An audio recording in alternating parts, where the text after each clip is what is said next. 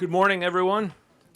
And I've been informed we have attained a quorum, so we're going to get started. A few more people are coming in, and we're anxious for them to grab their seats. Just want to make sure everybody's in their proper section so your vote counts. Can everyone hear me? Everybody good? Okay, very good. Thank you.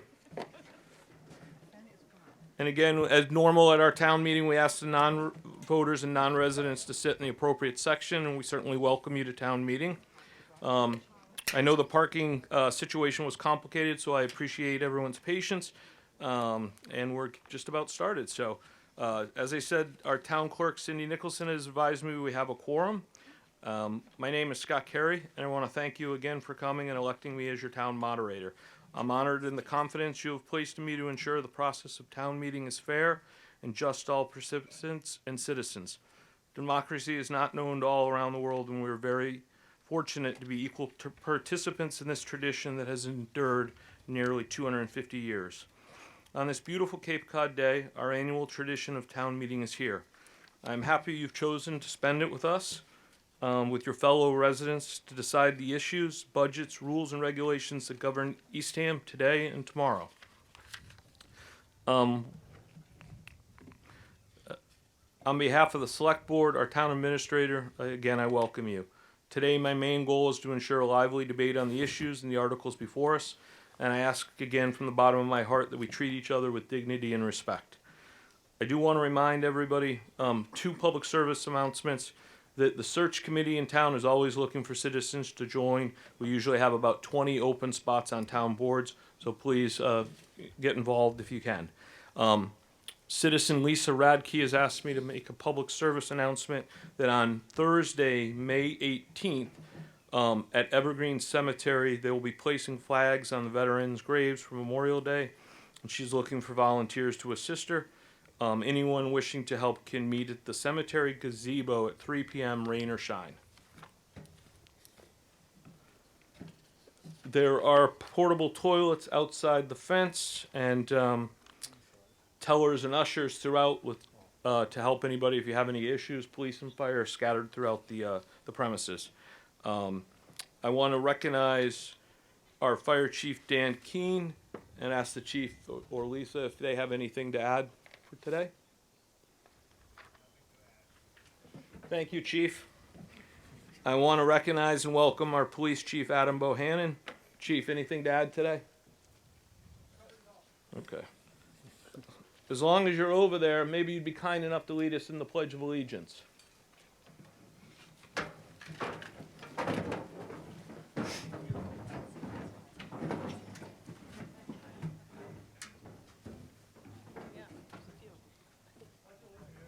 To the flag of the United States of America, for which it stands, one nation, under God, indivisible, with liberty and justice for all.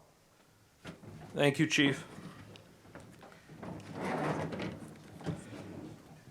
Our first order of business is the return of the warrant. The constable has attested that it was posted and the warrant as required, so the warrant has been properly served. Cindy Nicholson is our town clerk. Cindy, do you have anything to add? I do not. Welcome. Okay. Well, this seems like an appropriate time to recognize that Cindy is retiring soon in the coming days, and I cannot thank her enough for her kindnesses she showed me when I was first elected to moderator. She is extremely passionate and super organized about our town and cares deeply that the process goes off without a hitch.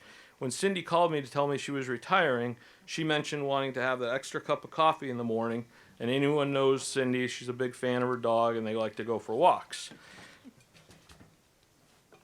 So on behalf of your fellow citizens, we wanted to give you a little treat. There's some dog treats in here for your dog and some coffee, so you'll have extra coffee. And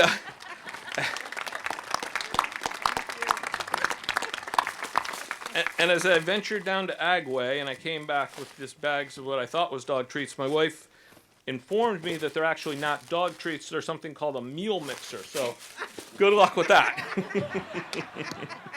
Wishing you a healthy and happy retirement. Thank you. Thank you. Okay.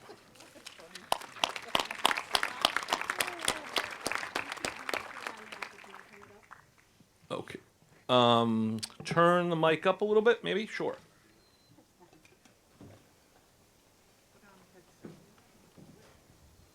Okay, hopefully that is better. Okay, let's get started. I'm going to do some introductions today. So we have our select board, Chair Jamie Dimitri, Vice Chair Art Arterino, Amy Ekman Clerk, Jerry Saracel, and Suzanne Bryan.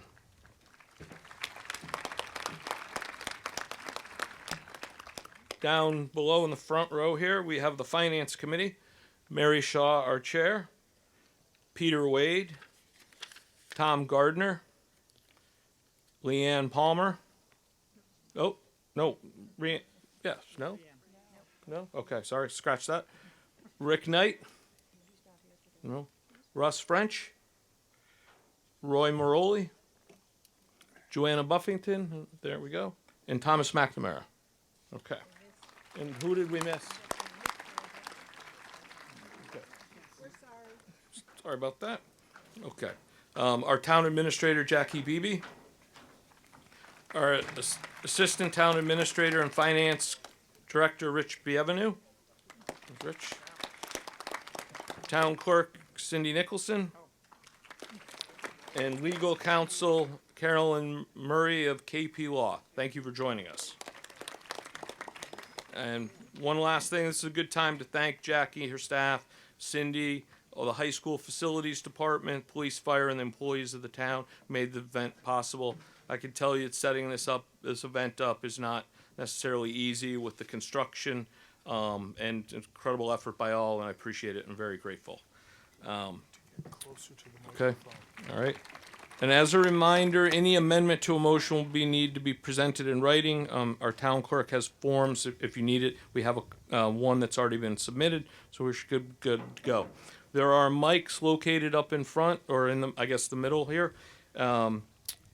The idea is to cut down traffic, so we'll be able to take a pro and a con to any mic, and I'll do my best to make sure we have pros and cons get to offset each other. All questions and statements should be directed through the moderator. After you have been recognized, please give your name and address. Speakers generally are limited to 3 minutes, and all others will have an opportunity to speak before a speaker asks to speak to a motion a second time. Rules don't specifically apply to the select board, the finance committee, and the town administrator. Any voter may call the question, that is to end debate, only after recognized. A 2/3 vote is needed to end debate. I will rule out of order if done while making a statement or at the conclusion of a statement. These decisions will be based on length of debate and whether I feel a balance of the article has been reached. If you have to leave the area, please take your voting device with you. And as a reminder, no one is allowed to vote for you. So everybody should have their electronic voting, so let's do a quick refresher. I will give you the heads up when it's time to vote. Once you see the lights, you'll have 30 seconds to vote. Our town clerk will keep the time, and generally on your clicker is a vote for yes is a 1 and a vote for no is a 2. To change your vote if you want to change your vote, you just vote again. After 30 seconds, the light will go off. So there's one light here, one light behind me. And the message will be sent to your head so the vote is received. Any questions or concerns, you can see the check-in people, and they can address any questions, or if you think your device is not working, they'll be able to help you. So I said, let's do a practice vote. And today's practice vote will be, will it rain today? So please prepare to vote when the light goes on. Okay.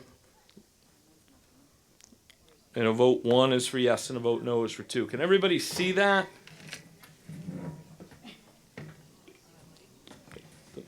Right here. Okay. Clickers aren't working, all right?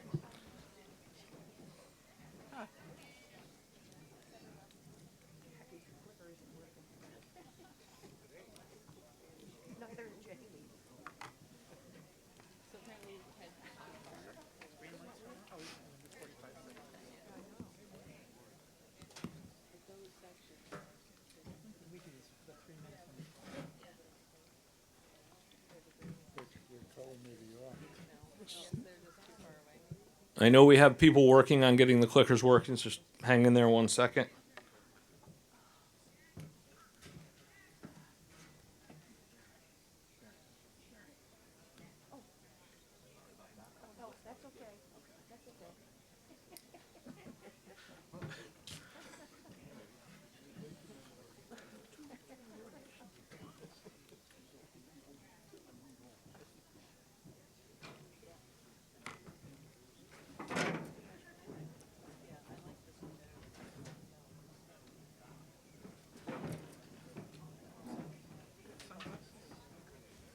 So some of them in the beginning were given out without the power button turned on.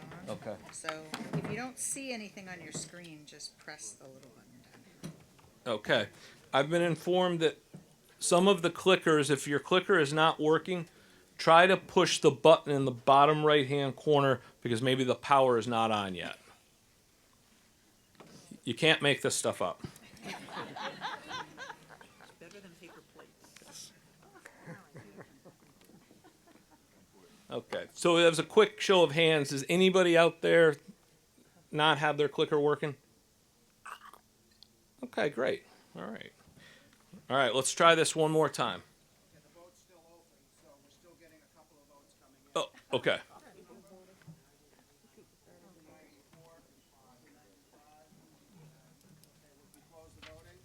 Okay, we can close the voting.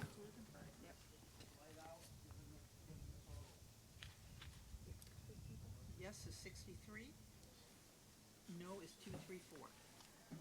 Okay, so it is not going to rain. So the yeses were 63 and the nos were 2, 3, 4. Okay, perfect. All right.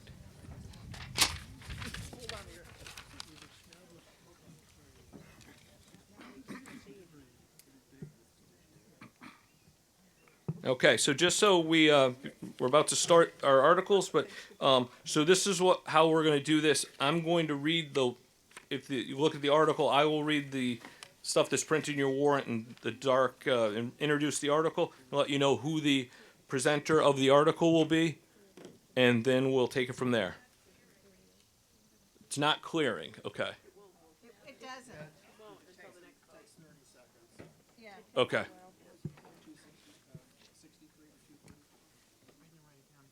But it's 297 total.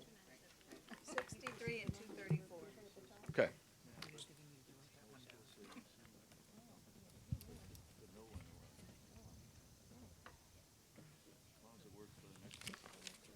Okay.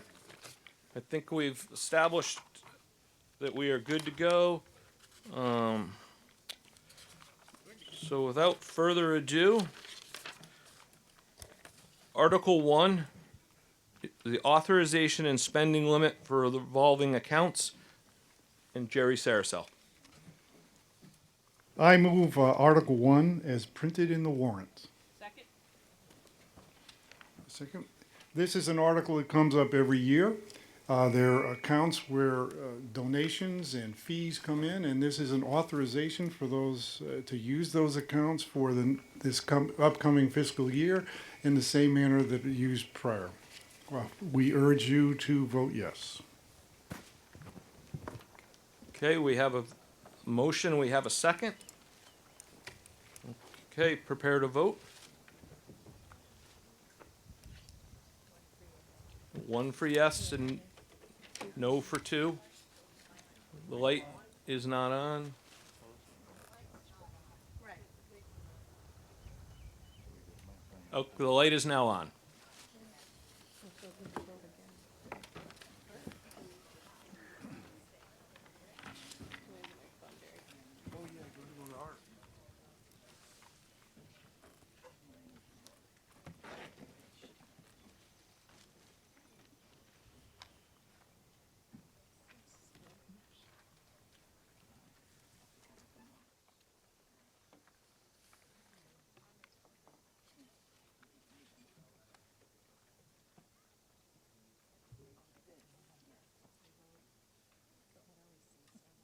Okay, the light is off.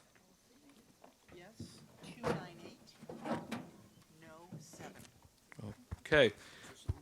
Article 1 has passed, 298 in the affirmative, 7 in the negative, so it has reached the majority. Article 2A, General Fund Operating Budget, Arterino. I move that the town raise and appropriate the sum of $38,265,322 for the town operating budget for the fiscal year 2024 as printed in the warrant, and to defray this amount, transfer the following amounts from the following funds. From the Ambulance Receipts Reserve Fund, $550,000 for line 23 fire salary.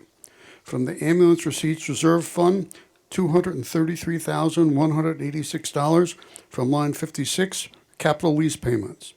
From the Septic Loan Betterment Fund, $20,400 for line 53 debt service. From the Government Media Access Fund, $125,000 for line 7 municipal finance and IT salaries.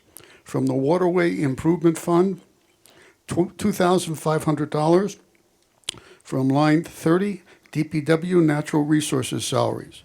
From the Community Preservation Fund and Administrative Reserve, $40,000 for line 16 Community Development Department salaries for funding of a CPC administrative position for a total of $971,086. And furthermore, that the town vote to accept the provisions of the Massachusetts General Law, Chapter 71, Section 16B, which allocates the budget of the Nauset Regional School District in accordance with a regional agreement rather than the education reform formula so-called. We have a second? And so this article in the past, what we've done is we've read through it, and if there is a question or a hold in a different section, I'll make a note of that, and we'll come back to that section. So the first section is 1 through 2, elected in general. The second section is town administration, 3 through 6.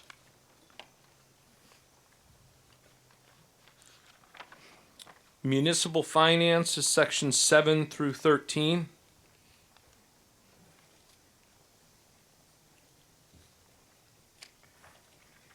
Town clerk and elections is line 14 through 15.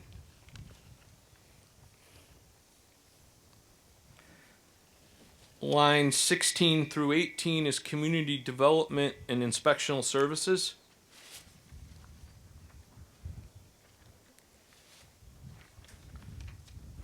Lines 19 through 26 are public safety.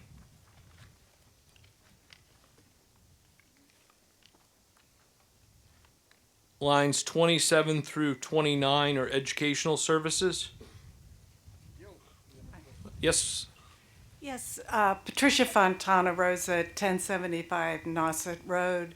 If you could explain line 28, the increase of what was it, $918,000 in the high school assessment. okay. Let's stay right there and let's go through the lines and then we'll come back and pick up with you, okay? And Rich, just stay ready.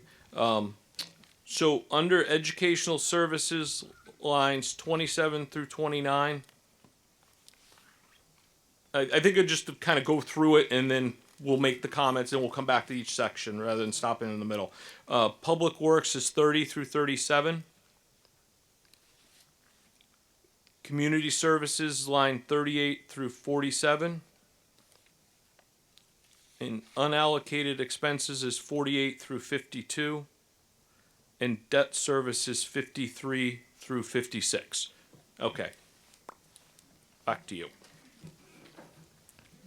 Patricia Fontana Rosa, I was just at 1075 Nauset Road. I was just wanting to understand the $918,000 increase in the high school assessment. Not line 28 is the Nauset Regional School District assessment. That's the total amount of the assessment as voted by the school committee and provided to town meeting. They go through their separate budget process and arrive those amounts and present it to the Select Board and Finance Committee for approval. In this case, what is new for this year, the big increase, represents the beginning of the debt service related to the high school construction project, which is included as part of the assessment formula. So of the $917,000 increase, $768,000 is debt, the first tranche of debt service payments on the new school, and the remaining increase reflects about a 2.8% increase in the operating budget for this district. Okay, thank you. Thank you. Anyone else have a question for a specific area of the budget or the budget in whole?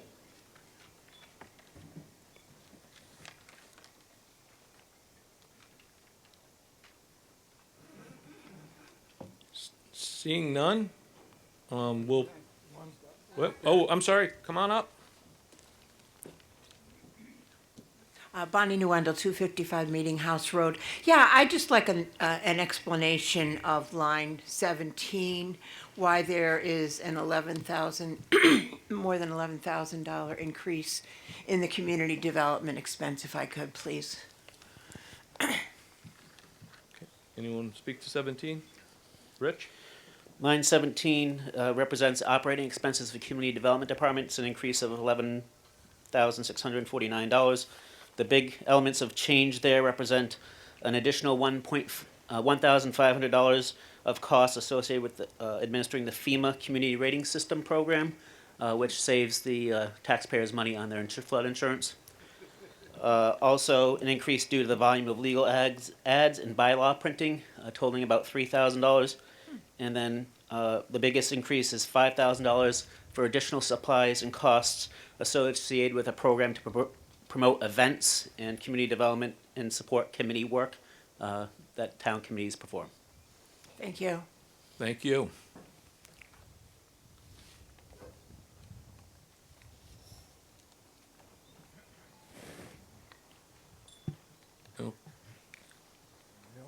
Okay, seeing no one else. Anybody from the Finance Committee have anything they want to add? No? I think they look good. Okay, we'll put Article 2A to a vote.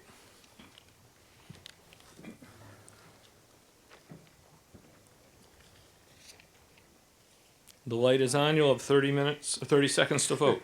30 minutes, oh God. Help us. The Jeopardy music.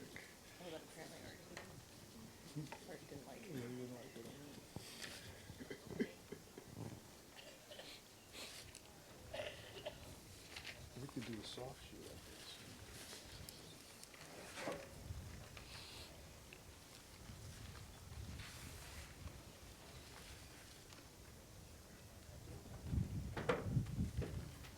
Okay, the light is off.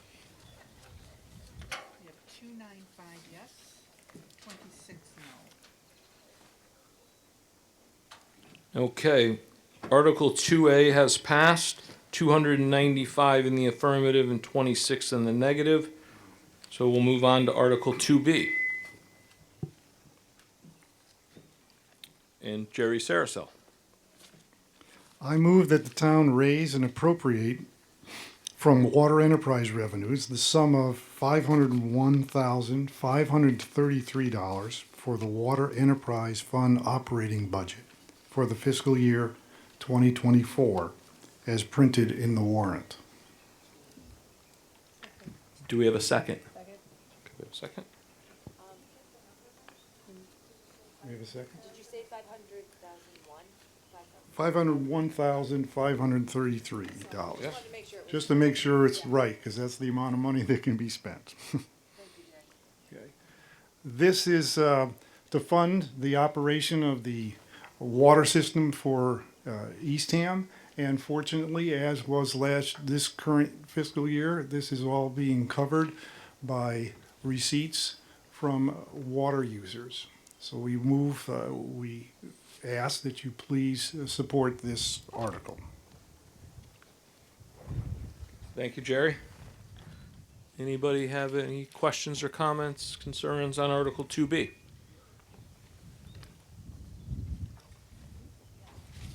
Okay. Seeing none, we'll put Article 2B to a vote.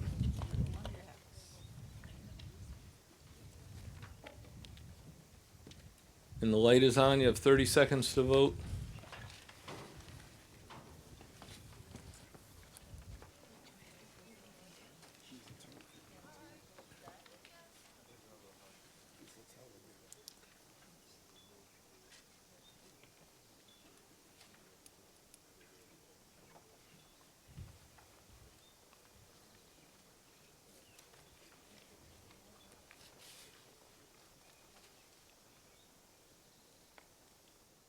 Okay, Article 2B has passed. 309 in the affirmative and 12 in the negative.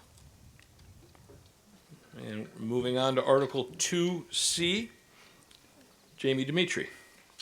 I move to accept Article 2C as printed in the warrant. Second? I have no further comment. Okay. Anyone in the audience have anything about Article 2C? Seeing none, we'll put Article 2C to a vote.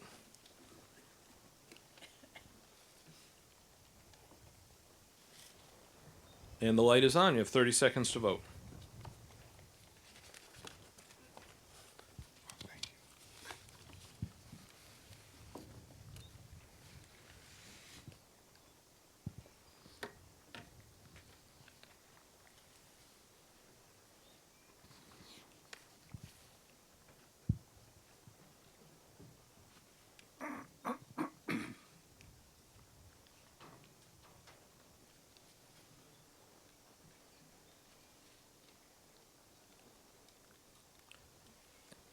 The light is off. 290 yes, 29 no.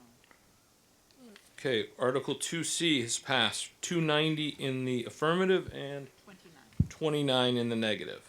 So thank you. Okay, moving on to Article 3A. Are you doing them separate or combined? And this is Jerry. Yes. Article 3A. I move to accept Article 3A as printed in the warrant. Second? This is the 5-year capital plan. It's a planning document for the town to see what needs there are outside of the operating budget. It is not an authorization to spend. It is clearly a plan, and we'll get to Article 3B, which will just have spending for this year. So we ask that you approve this budget, this article. Any comments or concerns from the audience on Article 3A? And seeing no, we'll put Article 3A to a vote. And the light is on. You have 30 seconds to vote.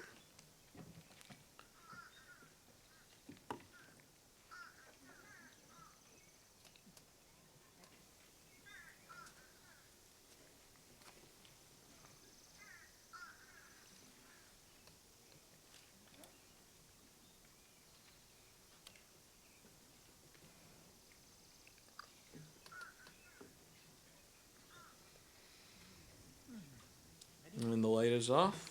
303 and 17 no. 303. Okay. Article 3A has passed. 303 in the affirmative and 17 in the negative.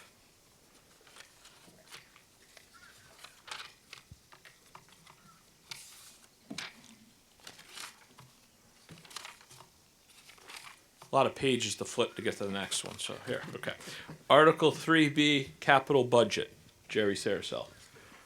I move to raise and appropriate the sum of $1,859,250 for the purpose of acquiring the items and undertaking the improvements as printed in the warrant at Article 3B, and to defray this amount, transfer the following amounts from the following funds. Transfer from free cash, $1,306,250. Transfer from the ambulance receipts reserved fund, $143,000. Transfer from Government Media Access Fund, $10,000. Okay, do we have a second? We have a second. Would anyone like to speak to Article 3B, capital budget? Okay. Yes, sir. I have two related questions. Richard Boyatsis, 32 Tomahawk Trail. I didn't see anywhere in here the continuing laying of pipe under the drinking water project. 6 or 7 years ago, we approved a 10-year project. And what I wanted to know was, is the project still on track and on budget? You're referring to the water project? Yes. Okay. I think we could, it's a little bit outside the scope, but why not have the town administrator address that? It's not included in this year's capital budget, so this is just for this year's capital budget. We have a separate fund for the water borrowing, and I'm happy to report that not only are we on schedule, we only have 3 contracts left to do, and we are trending under budget. Thank you. Yes, very good.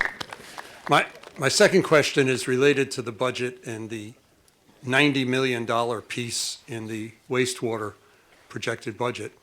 When this started, we were all given ways to estimate how much our real estate taxes would go up for the water project. And given ours have gone up, I don't know, about 6,000 or 7,000 a year over each year, when the end of the project happens, will the real estate taxes be dropped by that amount? Well, the borrowing for the water system is over 30 years. So it will start to trend down, I believe, in FY26. Our first borrowing will start to drop off, but it won't go away totally for another many years. And by go away, you meant the increase that we've all taken on our real estate taxes. Oh, I'm sorry. The increase that you're taking right now will start to decline as the water debt drops off, but some of it will continue for the next 15 years. Okay, thank you. Thank you. Thank you. Anybody else have any other questions on this article? I see a hand up.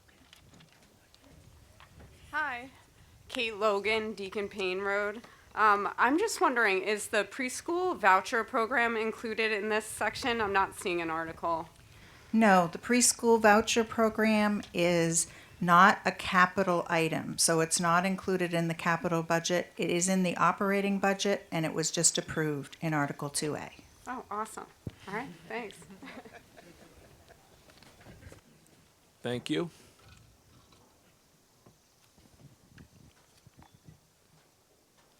Okay, seeing no other questions, we can put Article 3B to a budget, or to a vote, I should say. Sorry about that. And the light is on. Prepare to vote.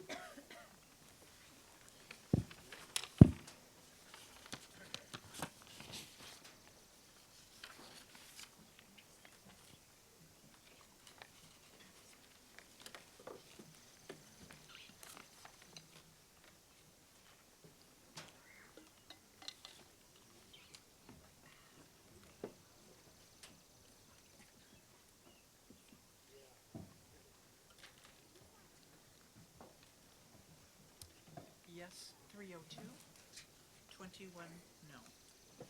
Okay, Article 3B has passed, 302 in the affirmative, 21 in the negative.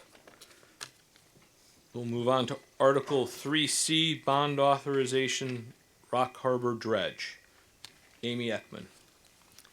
I move that this article be accepted and adopted as printed in the warrant, and that the sum of $1,800,000 be appropriated for this purpose and for the costs incidental and related thereto, and that the treasurer, with the approval of the select board, is authorized to borrow the sum of $1,800,000 pursuant to Massachusetts General Law, Chapter 14, Section 7, or any other enabling authority, and to issue bonds or notes of the town therefore.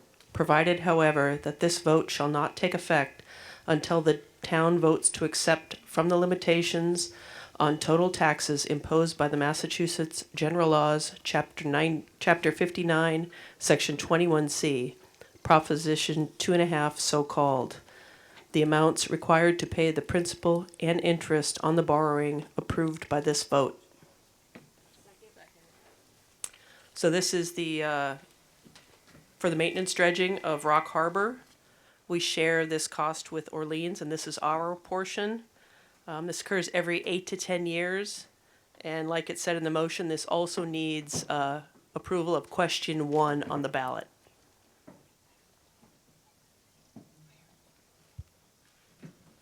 Thank you, Amy. I see somebody approaching the mic. Keith Burritt, 20 Lucinda Court. If this is something that's done every 8 to 10 years, why don't we spread it out over an 8 to 10 year period rather than hitting us 1.8 in 1 year? No, I can. I mean, it is spread out because we don't necessarily spend it all on this dredging. There's a little bit of maintenance that goes along after the fact. There could be emergency dredging that happens before we have the next vote. And it's a bond, so we don't necessarily borrow all the money right up front. If we were to do this every year a little bit, we'd have to have basically part of our operating budget, and it would be a permanent override. And not knowing how much it's going to cost, we sort of wait until the time. And Jackie wants to add something else. So by borrowing the total sum now, you pay 1/10 of it for the next 10 years. So each year, you'll pay just the debt service on the borrowing, so principal and debt service. So it is basically spread out over the following 10 years. Okay, thank you. Thank you. Yes, ma'am. Can you hear me? We can, but that's something. Okay. My name is Carol Zaglio. I'm on Dyer Prince Road, and this is my second town meeting. And maybe it's somewhere and I've missed it, but with all the discussion about increases in interest rate, how is the debt service calculated? Rich, do you want to take that? Inflation, I meant inflation. Well, any inflationary impacts have to be represented in the total appropriation of 1.8 million. So we feel that the 1.8 million is a sufficient appropriation to get the work done. But we don't know the exact cost of the debt service because once we get an appropriation, we have to go and issue bonds through a bond market, which is a competitively bid process. And we get financial institutions to bid, and we obviously take the lowest interest rate offered to us. Interest rates have been increasing, but we still think it's a very competitive market for this length of term of bond. We'd anticipate somewhere around 3%, 3.5%. Okay, thank you. Did that answer your question? Was your question on the inflated price of the project or the rate of the bonding? Well, I'm not a bond expert by any means, but I'm just concerned that we vote for a certain dollar amount, but then there's a hidden cost. The interest rate jumps because inflation is going up. So we're really obligating ourselves for more money than we think we are. And that in turn rolls over and affects our taxes. I think Jackie will address that. That's great. I wanted just for you to clarify because I thought maybe you had a two-parter. When we vote a number at town meeting, it's the maximum number that you are authorizing us to borrow. So we can't borrow $1 more than $1,800,000. That's why, as Rich said, we try and think ahead and build what we think we will need. If we don't spend it, then it gets returned to town meeting to reappropriate for another purpose. Thank you very much. Very welcome. Is there somebody that's a helper out here who can possibly address that microphone and maybe reduce it a little bit? Or, lower it a little bit for the next person? Thank you very much. Yes. Mary O'Connor, 2025 Herringbrook Road. Could you repeat the statutory citation? The Massachusetts general law. Oh. All right, it's Massachusetts General Law, Chapter 44, Section 7. Okay, not the Chapter 59, Section 21C? That's the 2.5 override chapter. It's not the borrowing. Okay, thank you. Catherine Braun, Winterberry Lane. I just wanted to clarify that you said it doesn't authorize raising any or loaning any more than 1.8, but in the document it says or any other sum. And does that imply any other sum lower than that or higher than that? Yeah, it's what's, we print the warrant months ago, or we go to print. And so in the motion, it is 1.8 million. Got it. Thank you.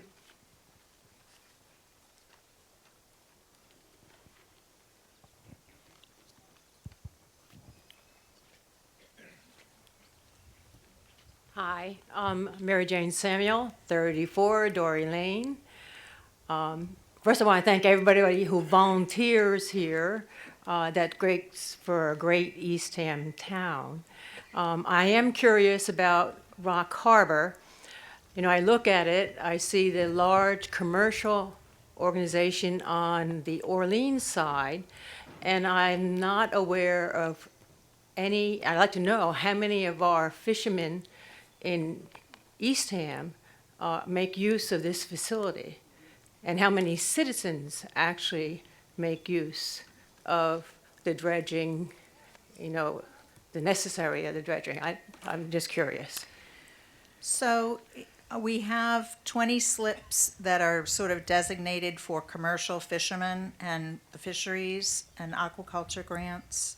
There are 54 slips that are recreational in use, and residents have those. We did go through this in 2017, really, because when we had to replace the docks and everything, and that was an expensive proposition for the voters. We basically asked, you know, is this something that you want to spend money on? And we got a yes. So since we do have new docks and we do use the harbor for both commercial and recreational purposes, and we share it with Orleans, we are now committed to dredging. Thanks.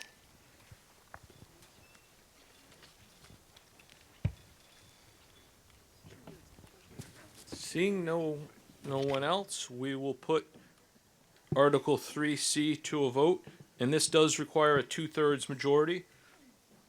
So when that happens, Cindy has her handy calculator here, so we're good to go.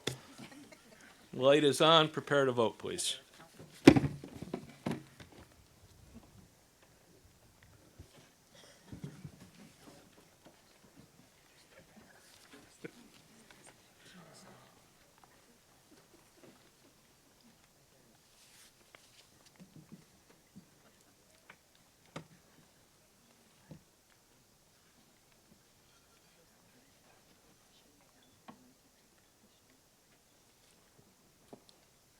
Okay.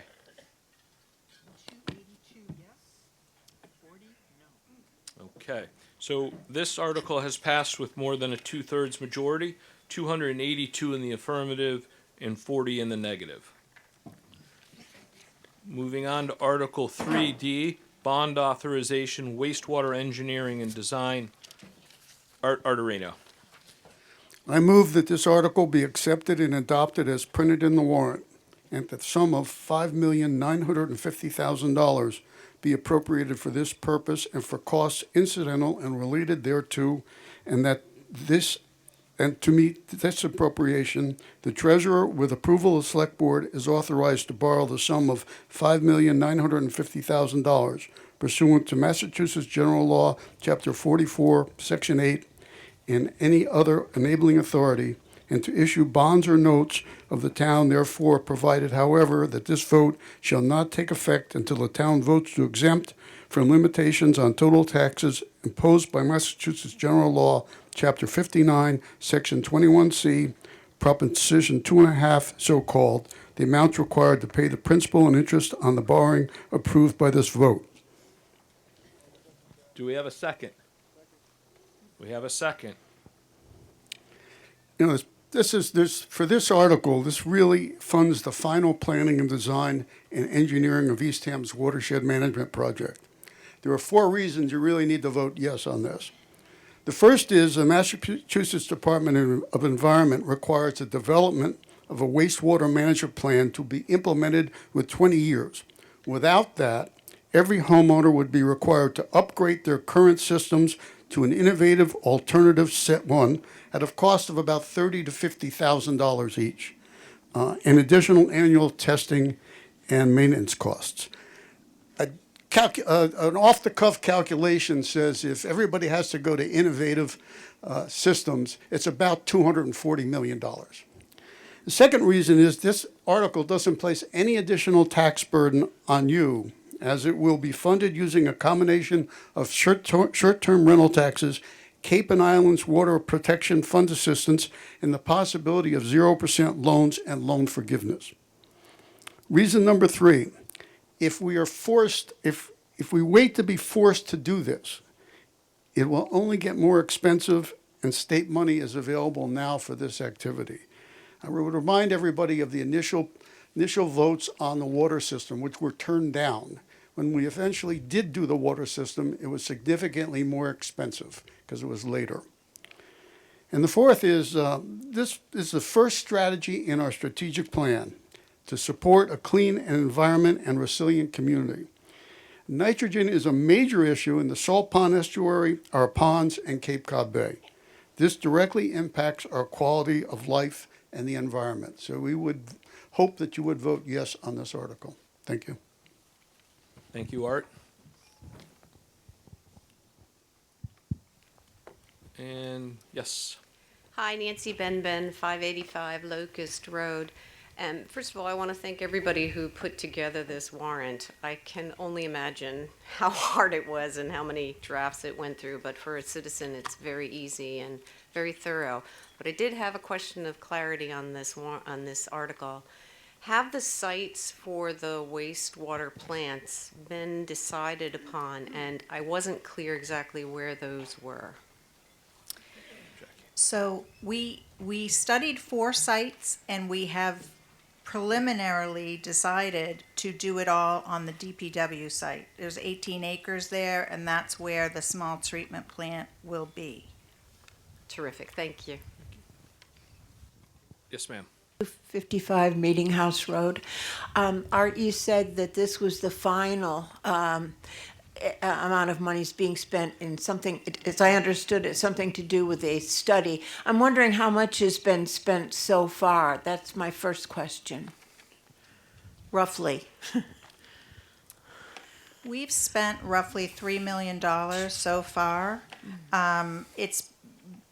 Part of it is in the landfill costs for remediation. So we've been dealing with damage over time, and the first step in dealing with that damage was a water system, right? But studying wastewater, we've spent about $5 million, and that probably doesn't include all the annual testing that we have to do. But this will take us to a final plan, and it's not a planning document at all. We are actually designing a treatment and collection system, and we're getting approval from the state to spread our plan out over 20 years. Thank you, that makes sense. I just also wanted to clarify, this has absolutely nothing to do with any plan in the future for sewering? Part of this plan will have sewers in part of the town. Huh? We don't know yet that final number, and that's the reason to doing this. This will finalize where we need sewers, where innovative alternative systems are required. We're also using reactive barriers at Salt Pond, and then normal systems, septic systems. So this really zeroes in on where do we need them and how many do we need. Thank you. Yes, sir. Herman Clabroth, 2 Peach Orchard Lane. I noticed, I live in the south part of town, and Eastham shares Town Cove with Orleans. And I notice in your plan, there's no remediation of Town Cove. I was wondering whether that's in the plan for the future. It absolutely is. There is remediation of Town Cove in the wastewater management plan that we're going to be submitting to the DEP, but it's in the future. It's not the first phase, it would be in the second phase. And we are working we meet with the town of Orleans now every month, and we've signed the select board will be signing I hope, a memorandum of understanding to work towards a common solution for South Eastham, because of course it may be closer to hook up with Orleans than to do something on our own. Yeah, that was my concern, to work Yeah. with Orleans, because they're setting up their sewer system now. Exactly. Yeah, okay, thank you. Thank you.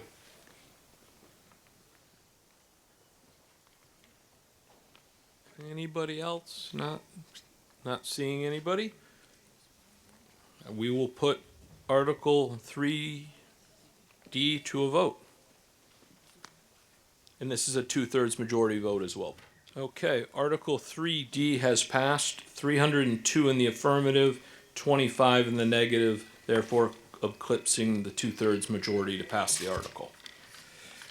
And we're moving on to Article 4A, other appropriations, and Amy Ekman. I move that the town raise and appropriate from free cash the sum of $570,855.95 for the purposes as listed in the warrant, and to reappropriate $9,144.05 from the unspent proceeds of the Article 11 of the May 7th, 2018 annual town meeting appropriation for the 400th anniversary commemorative celebration to item G, Windmill Weekend Celebration. Okay, these are other items that don't fit under, say, the operating budget or the capital budgets. It's funded through free cash or transfers from available funds. The total is $580,000, and it will not raise taxes. Thank you, Amy. Anyone?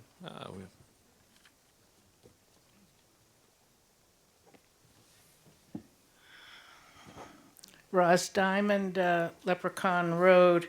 Could you just explain item D, transfer to private road electric fund? Thank you. So a couple of years ago, the town passed a warrant article that became a piece of special legislation that allows us to help private road owners who need to upgrade their electric lines, because some of them have private electric lines that for some reason got forgotten by Eversource or the developer. So we have a fund, and this is the fund. We're transferring free cash into the fund so that we can pay for those upgrades. The town can do the work. It can be transferred to Eversource permanently, and the private road owners, in this case, will pay a betterment on their taxes for the total cost of the project. So it doesn't cost the taxpayers any money, but it allows us to spend the money first and have them reimburse us over time in a betterment. Thank you. Any other questions? Article 4A.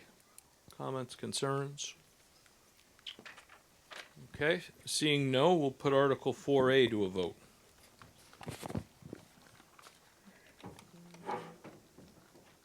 And the light is on. You have 30 seconds to vote.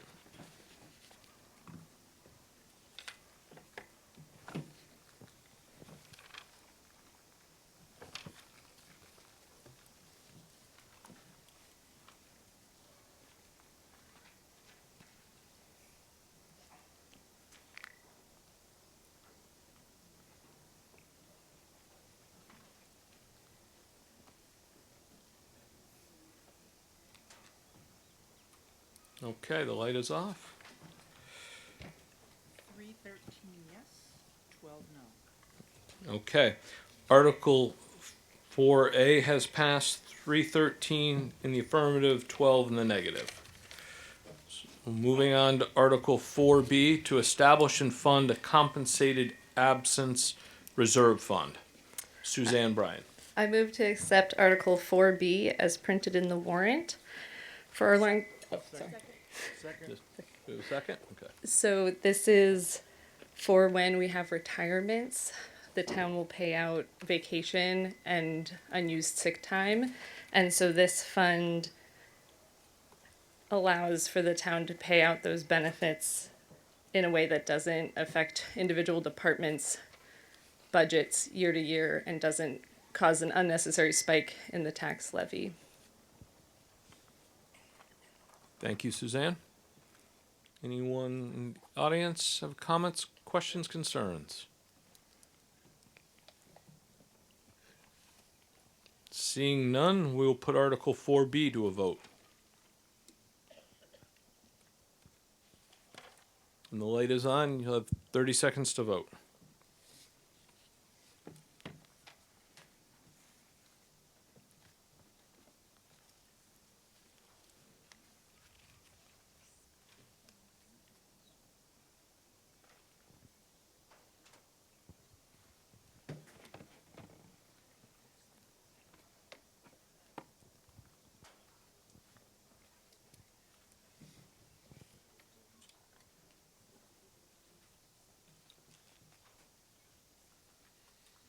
Okay.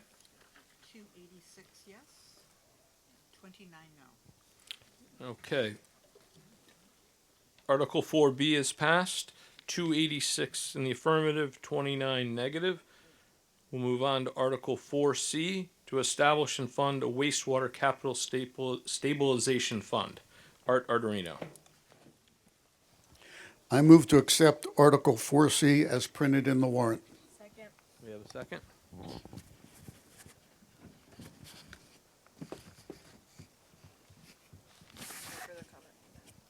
No. No comment? Okay.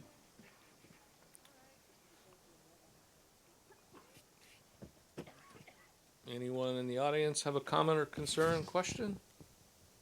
Okay. Seeing none, we will put Article 4C to a vote.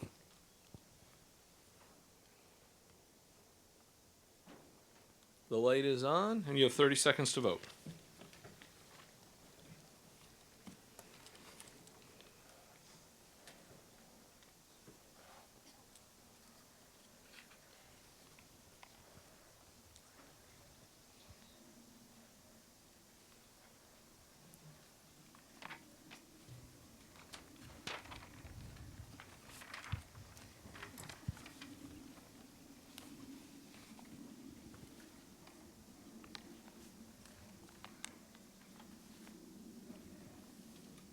Okay.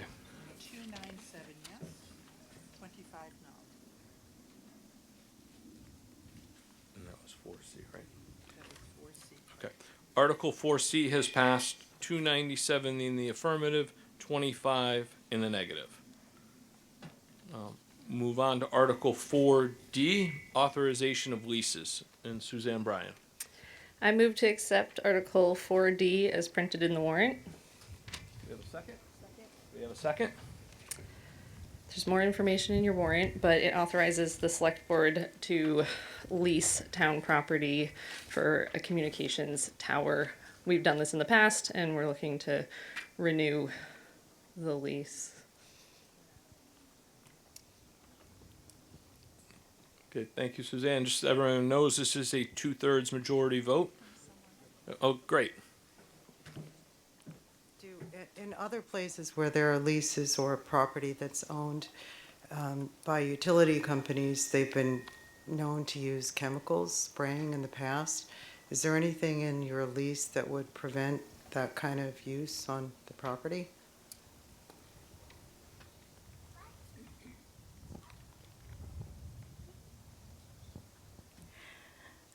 No, I don't think there is, but we can certainly add it to the lease documents because they haven't been, we haven't released them yet. But these are the two towers that we already have, one of which is in a zone that prevents any pesticides or chemical treatment at all because it's near our water tower.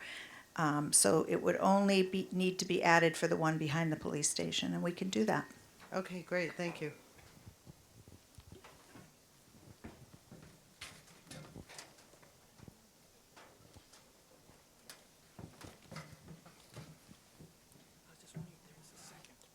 Yes, it was second. Yep. For the record, which of you seconded that one? I know it was, okay, Jamie, okay. All right, so Article 4D is a 2/3 majority. Seeing no other questions, we'll put Article 4D to a vote.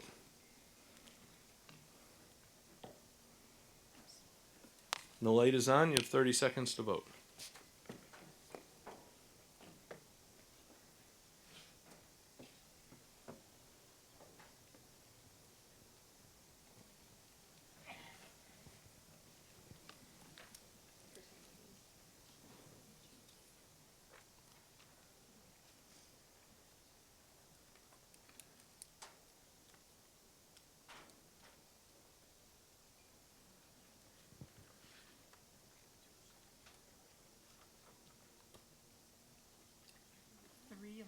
Yes, 10,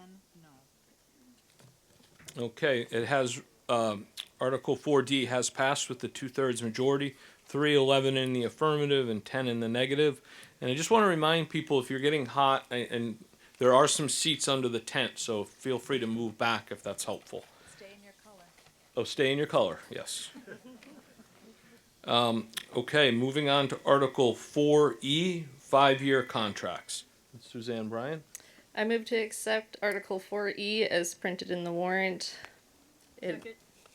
Amy? This authorizes the town to enter into 5-year contracts to provide a variety of services for the town.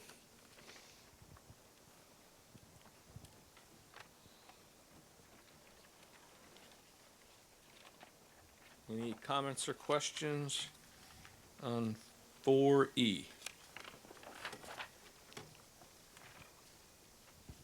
Seeing none, we will put Article 4E to a vote.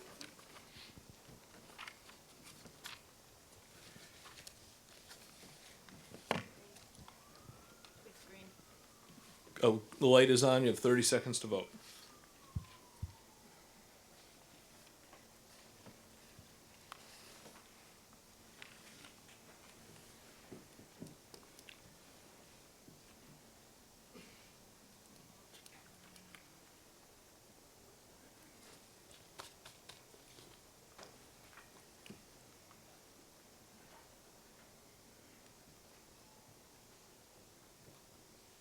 Okay. 303 yes, 15 no. Okay, Article 4E has passed, 303 in the affirmative, 15 in the negative. We'll move on to Article 5A, location of town meeting if Nauset Regional High School is not available. Jerry? I move that the town accept Article 5A as printed in the warrant. We know that for the next couple of years, Osborne High School, that's where I used to live. Nauset Regional High School will not be available for any town meeting or either annual or special.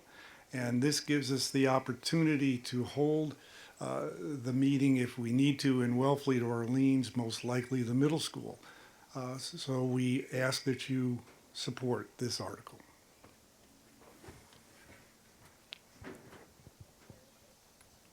Any comments or concerns to Article 5A?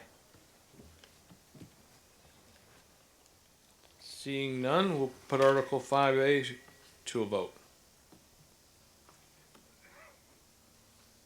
The light is on, you have 30 seconds to vote.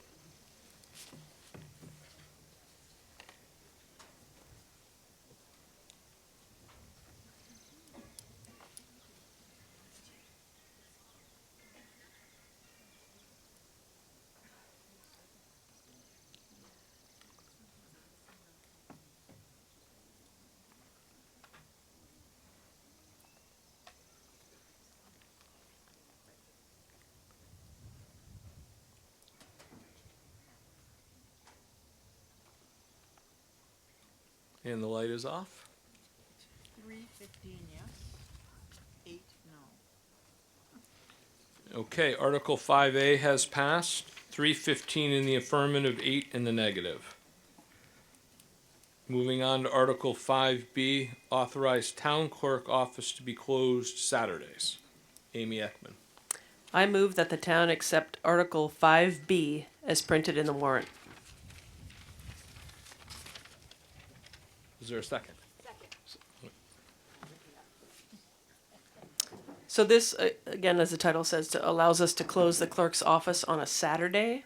And the reason for this is our charter lays out when town meetings and town elections occur.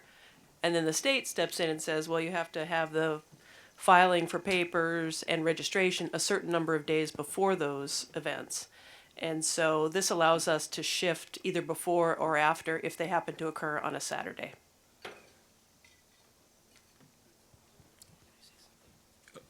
Town clerk would like to speak to this article. Hi, I'd just like to say that 2020 changed a lot of things, and one of them is the vote by mail, which I know that you're all enjoying. And also you can register online at any time, 24/7. And there's many other things, but one of them is, as Amy said, they changed it from 20 days to 10 days before an election. And as our elections are always on a Tuesday, it will always fall on a Saturday. This will give the town clerks an option to close or be open, especially next year, 2024, all the general elections, the presidential primary. We anticipate being open on Saturday. So I hope that you vote yes and empower the town clerk's office to close and save you money. Thank you. Thank you, Cindy. Any comments or concerns on Article 5B?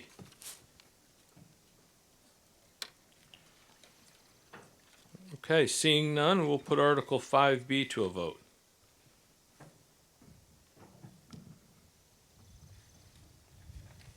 The light is on. You have 30 seconds to vote.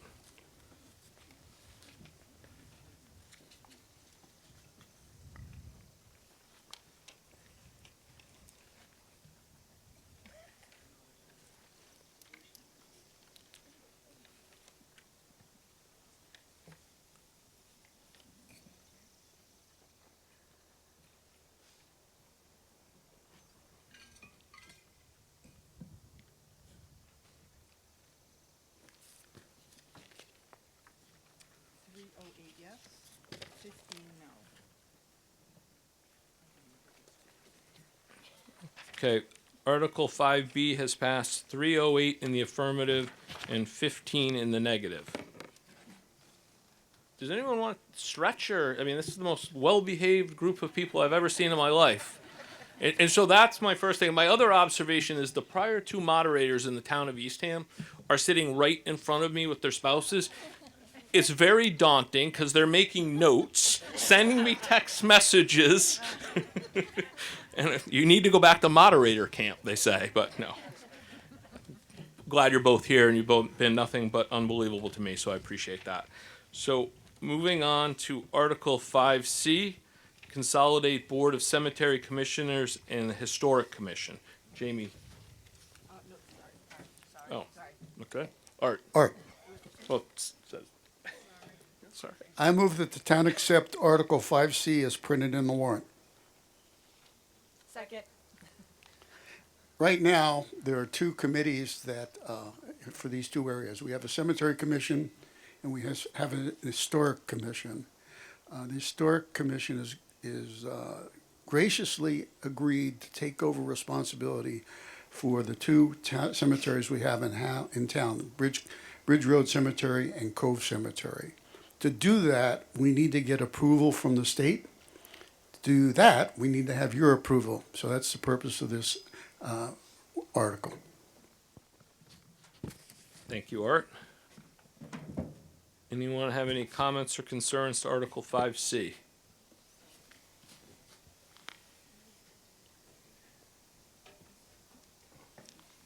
Seeing none, we'll put Article 5C to a vote.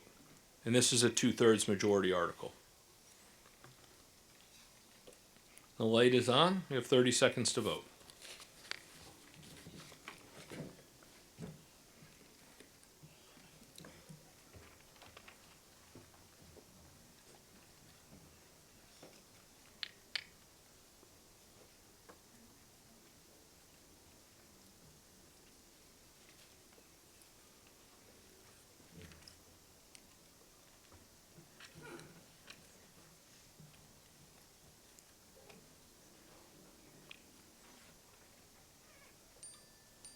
The light is off. 320 yes, 3 no. Okay, Article 5C has passed, 320 in the affirmative and 3 in the negative. Move on to Article 6, petition the general court for permanent conservation restriction. Amy Ekman. I move that the town petition the general court for special legislation as printed in the warrant. We have a second? Oh, second. We have a second? All right, this is a 21-acre conservation restriction to permanently protect the habitat behind the new well station and tower in District H. And some of you may recognize this article because it was passed already once in 2020. But town council, no offense, forgot to add the words petition the general court. But this time it was stated in the motion, and so hopefully this will get us through the state. Would anyone like to speak to the article, questions, comments, or concerns on Article 6? Does the conservation restriction prevent hunting on this land? Just want to, can you say your name and address, please? Oh, Louise Kane, 920 Herringbrook Road. Thank you. Yes. I believe so, yes. How would we get clarification on that? Joanna, do you know? Is it within the restriction itself? We think it is within the restriction because it is conservation. We're really not allowed to do anything except monitor habitat, so I believe it would be. It is within the seashore park zone, and hunting is allowed in their zone at certain times, but I think the conservation restriction will trump that. But we can get the answer to that, but probably not for this meeting. Okay, I'll call in later. Thank you. Lauren Arcamano, Nauset Greenway. In terms of the CR, does the Eastham Conservation Foundation have the capacity to be monitoring all our CR properties annually? Yes. I mean, we have confidence and we will have funds available if needed to supplement that, but yes. And typically a CR doesn't prevent hunting unless it's explicit in the CR. So. And is all our land here in Eastham that has a CR being monitored by, who holds the CRs? So some of them are via the Conservation Commission and some of them are the Conservation Foundation. So is this land under the Conservation Commission? Because they can't monitor their own property. It would be under, I believe we have an agreement with the Eastham Conservation Foundation. Okay, thank you.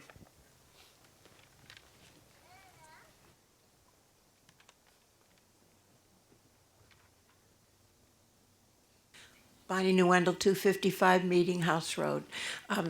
Mr. Moderator, I believe you were kind of complaining that we were all well-behaved, so I'm going to be a little misbehavior, only because I don't know the rules of order, but I know that you have an hour to readdress something that we've already passed, and I don't know where in the program I get to do that, but I wanted to go back to 4D. and wonder if we shouldn't add an amendment. And again, I don't know the rules. Maybe this is not the time. But I believe the suggestion that was made as far as prohibiting any use of toxic chemicals on that property, I think it would be really good to establish that now by vote. If, I don't know if anybody agrees with that, but maybe to amend that article so that that is in there for certain. And maybe the same thing applies to the one we're discussing now with a hunting restriction, adding that now and having it passed by the voters. And like I say, I'm open to suggestion. I may be inappropriate, but we didn't have enough inappropriateness so far, so. Excellent question, because I asked the town council about that question when it came up and asked her if we needed an amendment, and I was informed we did not need an amendment. It's within the power of the town administrator to make the contract have that in it. Excellent. Perfect. Thank you. So, And I was also just reminded by Amy Ekman, our select person, that we have a prohibition on pesticide spraying and application on town property already. Bonnie, is that both parts of you good? Okay. And the other young lady that came up from Nauset Green, you're good? Okay. Perfect. Everybody's good? Okay. Yep, we're good. I had just flipped my page back to look at the article that she had referenced. So we are voting on Article 6, and if there's no further comments or questions, we will put Article 6 to a vote. And this is a 2/3 majority vote. And the light is on, you'll have 30 seconds to vote.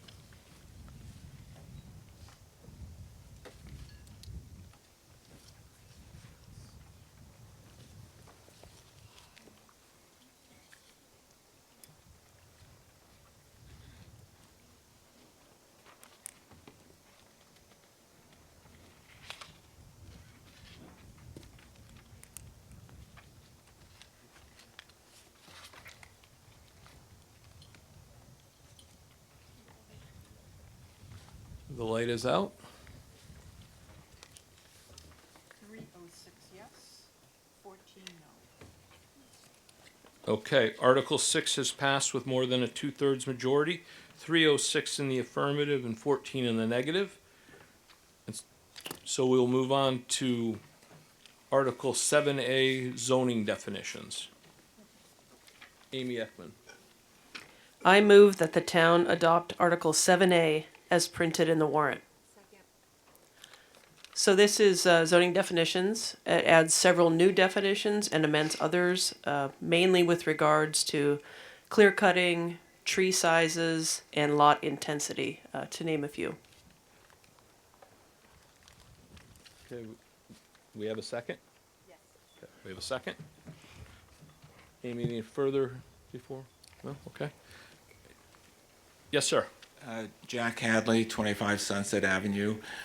Having gone through this process recently, I'd like to comment on the definition of site coverage, which defines site coverage as the gross horizontal floor area of a dwelling.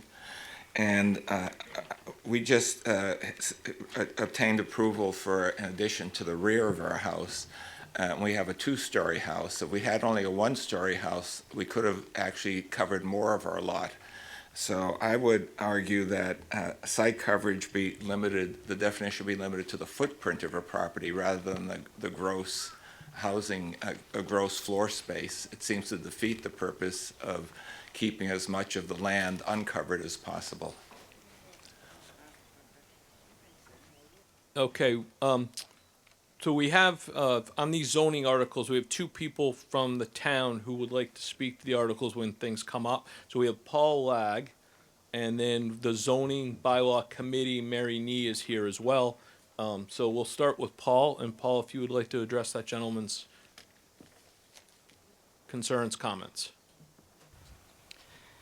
Thank you. The definition of the site coverage is really intended to address issues related to the mass and the scaling of the buildings. Building footprint deals with the amount of area covered on the lot, but it doesn't necessarily address, as I said, the bulk, the height, the other issues that we're trying to ensure that are appropriate in designing residential dwellings. So there's different ways to get at managing the intensity of the uses on residential lots.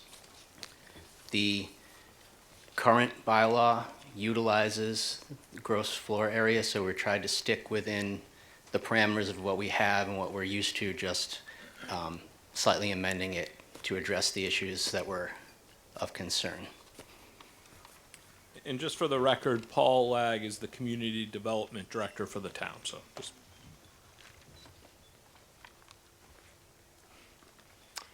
Carl Hartman, 1020 Samoset Road. You've done a lot of work here, the committee did, hard work. Part of what I'm concerned about or wondering about is the integration with several other articles. But definitionally, so you have clear cutting and removal of all trees, vegetation, and you pick that up in heritage as well as perimeter. I guess my question is, and maybe I'm missing this, over what area, is the clear cutting? How is that going to be administered? Is it the number of trees? Is it the square footage of, if I remove 10 trees in 100 square feet, is that considered clear cutting? The devil is in the details, I realize. Mary, you want to address that? I might ask Paul to address that specific question, but I'll just add something to the previous question about gross square foot area.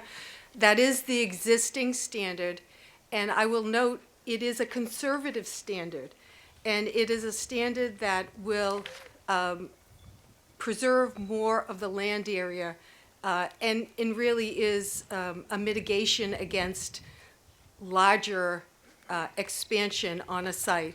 So it is the standard that Easton uses. It is a conservative standard, but when looking at the properties in Eastham, the average property is significantly less than 2,000 square feet. Almost 60% of our properties are under 1,500 square feet.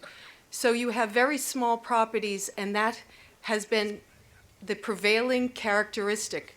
So in this zoning report that we produced, we were balancing sort of how do you allow for growth, which is going to be needed, at the same time preserving the prevailing characteristic.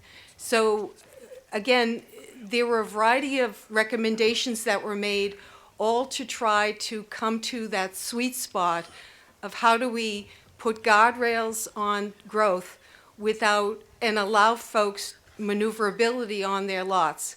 So gross square foot area is one of those principles that, again, is a conservative principle regarding size and scale and mass, but we felt as a committee that it was reflective of the character of this town. Thank you, Mary. Hello, just to address the gentleman's question about the clear cutting. The way it's defined, clear cutting really means removal of all trees, and it's geared towards on an individual lot. So if you own a piece of property and you intend to clear all the trees, that would constitute clear cutting. It allows you to do some clearing, pruning, things of that nature, but we're talking about removal of all trees and or removal of all understory vegetation or all shrubs. So really it's to address the most extreme issue where someone would be removing all vegetation, and it's really intended to be on an individual property by property basis. Thank you, Paul. All right, that's helpful. Next question. And you can see where the issues are going to come up for the town and Paul, is that right now I don't think we have an articulated tree warden other than someone at the DPW. So there will have to be a real designee or someone into that role if we're going to start doing exceptions. And one of the questions I have is, what is a threat to life or property? How do we drill down on that? Has there been thought given to the true definition of that?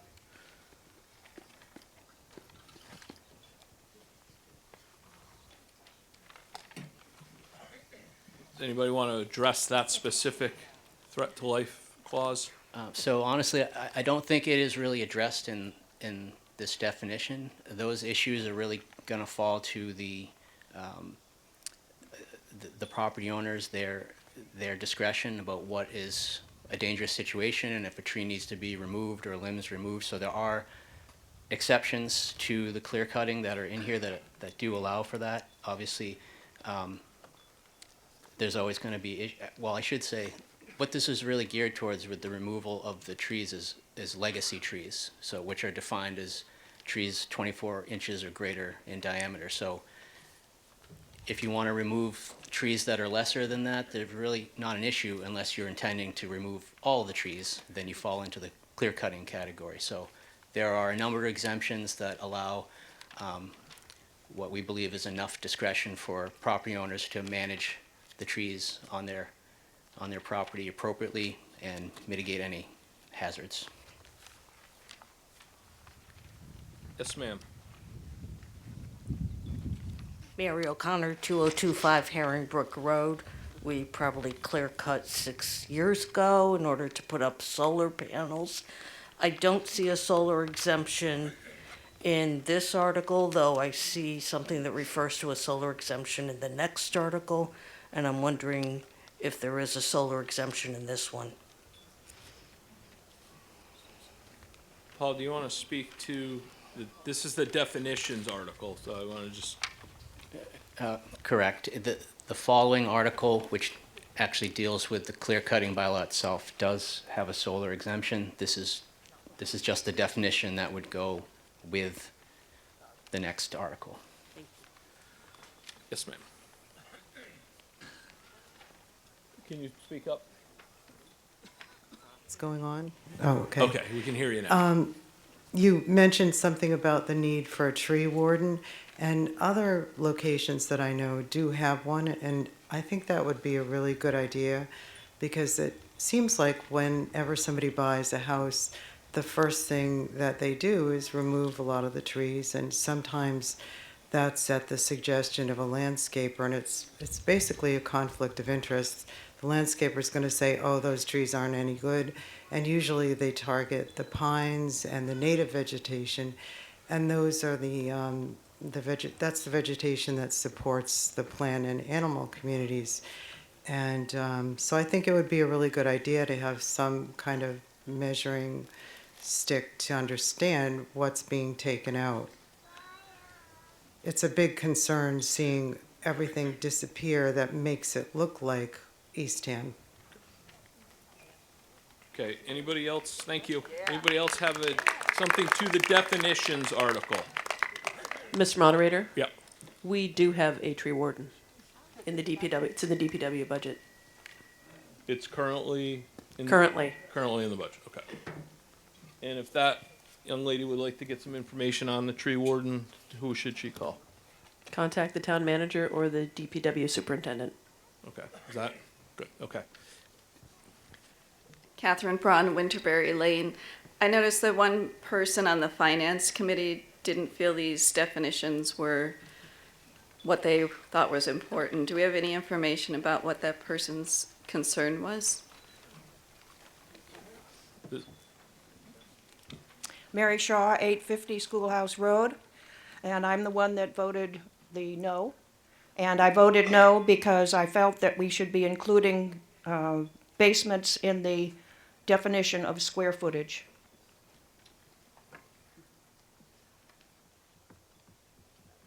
Thank you. Does anybody else have comments, concerns, questions on Article 7A zoning definitions?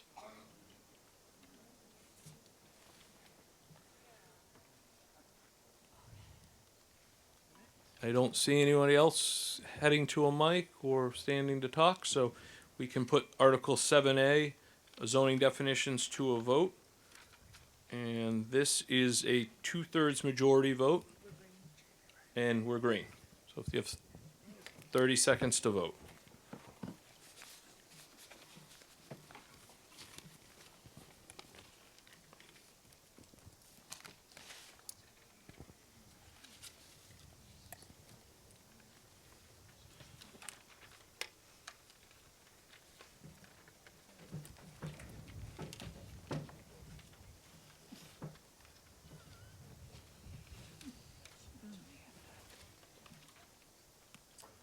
Q72 yes, 47 no. Okay, the article did need 2/3 majority to pass, and it has received that. 272 in the affirmative, 47 in the negative. So we'll move on to Article 7B, zoning, clear-cutting bylaw. Jamie Dimitri. I move that I move that the town adopt Article 7B as printed in the warrant. Do we have a second? Okay, I am going to speak to the article. I just wanted to offer some clarification on the article. First, clear cutting is defined as removing all vegetation and trees down to the bare dirt. Currently, Eastham has no regulation guiding clear cutting. Clear cutting is a detrimental practice for environmental reasons, as well as having significant impact on property abutters. I'd like to note the Wellfleet case on 6A that's now in court. Also, the Cedar Banks development here in Eastham that exposed a whole neighborhood to the sight and sounds of Route 6. The proposed amendment would require anyone who wants to clear cut a complete lot to come before the planning board for review and discussion. More importantly, it will also trigger a notification to abutters, who can then be part of the discussion. This article on clear cutting does not prohibit the maintenance of landscaping, including removal of vegetation and trees. It does not mandate landscaping. Most permits will involve new development or major redevelopment that would already be going through the planning board process. So it's anticipated that these cases will be incorporated into the usual site plan review. Additionally, this article does not require you to plant or dig up trees on an existing property. So I hope this clarifies the article. And I do urge you to vote yes. Okay, does anybody like to speak to Article 7B, zoning, clear-cutting bylaw?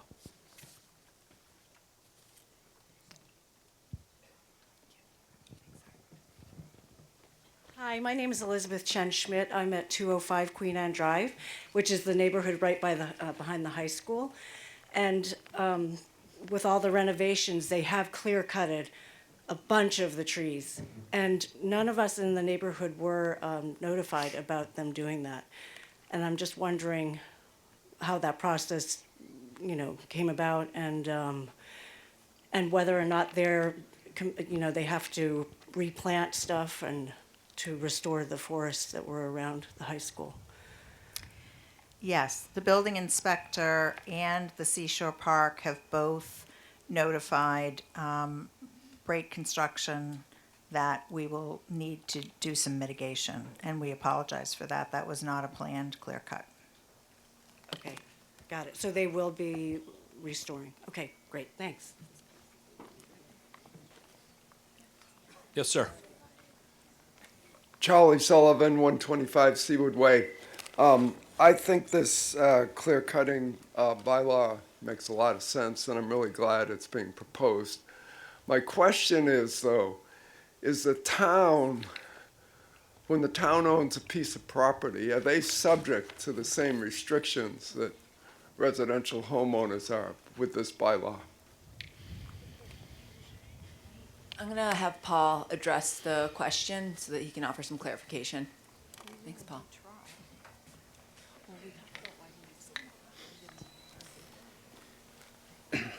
You may not like my answer, but there is a exemption for municipal projects in the bylaw that applies to all projects in all areas of town. So However, it wouldn't even have to be approved by the planning board or other committees? It could just, the town could just do it? again, you may not like my answer, but technically, yes. Well, However, I don't there's a like bit- your answer, and I don't understand why the town wouldn't be subject to its own So- bylaw. Mr. Sullivan, if you want to come back through the moderator, that would be great. Oh, I'm sorry. That's okay. I thought it So, was. Yep. I don't understand why the town wouldn't be subject to their own bylaw. Do you want to address that aspect, Paul? So as I said, technically there is an exemption. However, the practice has been to bring municipal projects through the same regulatory process as anyone else, basically to try to play by our own rules. So the approvals may not technically be required, but we do bring them before the appropriate boards, planning or zoning board, to go through the process as a way of exposing it to the public and getting feedback from the boards. Well, the clear cutting done on Nauset Road for the new well, abutters didn't get notified, and there wasn't any hearing, and it was done. Well, through the moderator, just to clarify, that project did require zoning approval for a height variance for the tower. It did go to the zoning board. Abutters were notified and a hearing was set. However, the clear cutting issue was not at issue for that Why not? project. Mr. Sullivan. We didn't have a bylaw. Yeah, it's two things. There was no bylaw in place, and the issue specifically on that was the height variance. So there was not an issue with the clear cutting brought before the zoning board, but there was a hearing held on it. Scott? Yep. But it also went before the Conservation Commission and it had a full MIPA and NEPA review. Okay, well, we're within 1,500 feet of the proposal, and we didn't get notified of anything. So. I think 1,500 feet is, where is it, 300? It's 300. It's only 300? Okay. Yes. Hi, Tricia Heim, 22 Pilgrim Lane. So my concern, and it comes up throughout this, is on the perimeter definition and the use of the restrictions in here. And included in the clear cutting is the fact that we won't be able to take down older trees on the perimeter without coming before getting a permit. And if it's a diseased tree, we have to get the arborist in or the tree warden in, which might be an additional cost. So that's included in this clear cutting bylaw for both undeveloped lots and developed lots. Jamie's going to answer your question. So the article, the bylaw is for legacy trees, which are, I believe it's 24 inches, Paul, in diameter. So anything smaller than that does not apply. Additionally, there are, I believe, clarifications made for diseased trees as well. So those do not have to go through the process either. I believe they do have to go through the process. I'd like clarification on that because from the standpoint of, I have older pine trees, which I love, but some of them do have the borer beetles going through, and they're getting older and likely to fall soon. They are in the perimeter, and according to how I read this, I might get approval to take them down, but it's going to be an added cost to get the permit to do that because it's in the perimeter. Paul, yeah, I'm gonna have Paul Paul respond. will address your concerns. So anything smaller than the 24-inch falls under the exemption. So if there is a list for diseased and dead trees. So removal of those would not require any regulatory review. The issue with the perimeter vegetation, it's really, Mr. Moderator, I don't know if you want to wait till the next article, but I'm happy to answer it now if you'd rather wait for. I think, Miss, has your question been answered? I don't understand how we could have this bylaw in here and then not have oversight to make sure someone's taking down a diseased tree. So I don't see how you get to do that without getting a permit or getting approval from someone. You can take down one diseased tree or 5 diseased trees under 24 inches, but you can't clear cut all of the trees. My pines are in the legacy definition because they are old enough to have a diameter of more than 24 inches. So, ma'am, in your particular case, that would require some regulatory review. Right. I think that's exactly my point, thanks. But that's why I would like to have, if it's possible, to have this modified to remove the legacy tree requirement in this clear-cutting bylaw.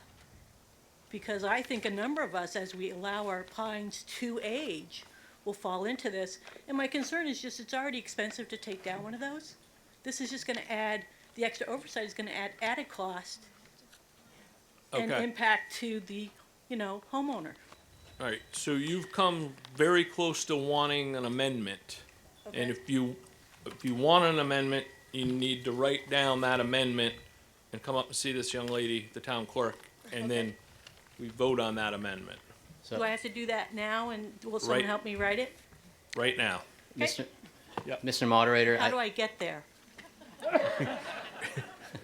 You walk on up. But how Straight do up. I get up there? Straight. No, you're not coming up on the stage, just come up to the fence here. All right.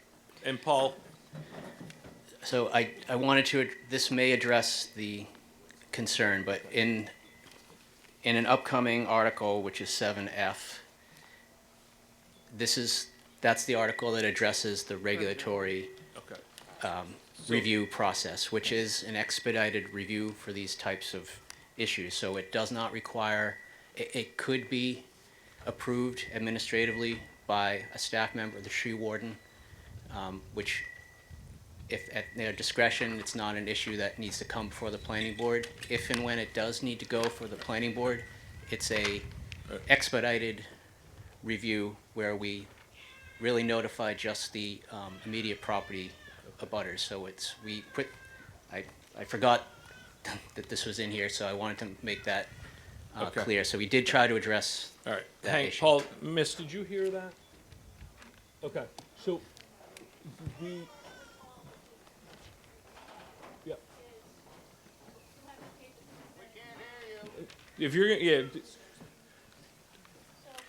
Understood it right, it's we'd still have to pay the permit fee, and we get an expedited review if our neighbors agree that we should take down this tree. Do I have to ask you if that's right? I'm looking to Paul.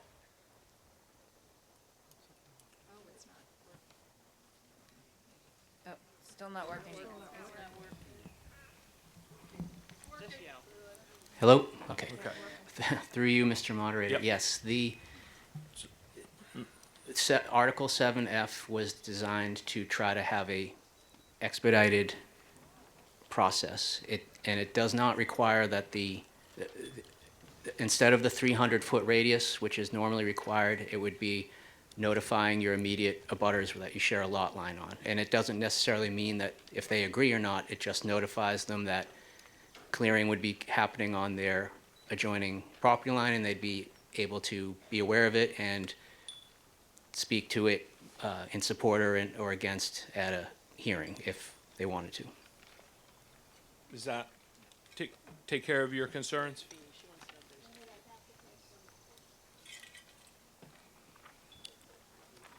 There is if it does need to go to the planning board, there is a filing fee. Paul, can you just let us know how much the filing fee is? There is a $250 filing fee if it needs to go to the planning board. And this is only if it goes to the planning board, correct? So if the tree Correct. warden approves it, it doesn't move forward? Correct. Okay. So thanks, Jimmy. So to make sure I understood, so if I go for the expedited review of my dead tree, and my neighbor agrees, I'm gonna take it down because it's a problem, but it's old and it's nice and fat. I won't have to pay any fee so long as my neighbor agrees. If they don't agree, then I have to go to the planning board. But they shouldn't, they'll let me do it. I don't have to pay any extra money, I just have to go through the rigmarole of coming before somebody to talk about it. Through you, Mr. Moderator, in your specific example, my interpretation would be that if they're all dead or diseased, you would not need to go to the planning board because they would fall under the exemption, and you would simply take them down. Okay. So you think whether that, let me go to these people, and then if you're, while you think of whether you want to do an official amendment knowing that that's coming? I do. Okay, so we'll take that amendment when you're ready, but in the interim, let's go to, Okay, I think I'm done now. Thank you. okay. Okay. Yes, ma'am. Patricia Fontana Rosa, 1075 Nauset Road. Maybe this is in this bylaw, I tried to read through it and I didn't see it. But what happens if someone just does it?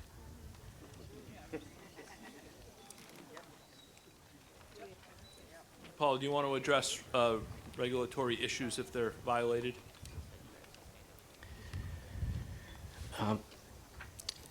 There are fees enumerated in the zoning bylaw for those types of offenses. However, the capacity to actively enforce or police those situations is very limited, so it really just falls on whether the town is notified of this issue, and it would be investigated by the building commissioner, who is the zoning officer, and we would fall through on that. Well, I have two questions, two follow-up questions. One, what kind of fees are we talking about? And two, why aren't they required to make the repairs sufficient to what they did? If they cut down a huge tree and they turn around and, you know, plant a couple saplings afterwards, I mean, there has to be something to prevent people from just being willing to violate the law and pay the fees. Yes. Okay. I can speak to this, I think, Paul, and correct me if I'm wrong, but, so this is early stages. The zoning task force is basically coming at issues for the town in layers, right? We have nothing on the books regarding some of these issues. So we are starting to address them.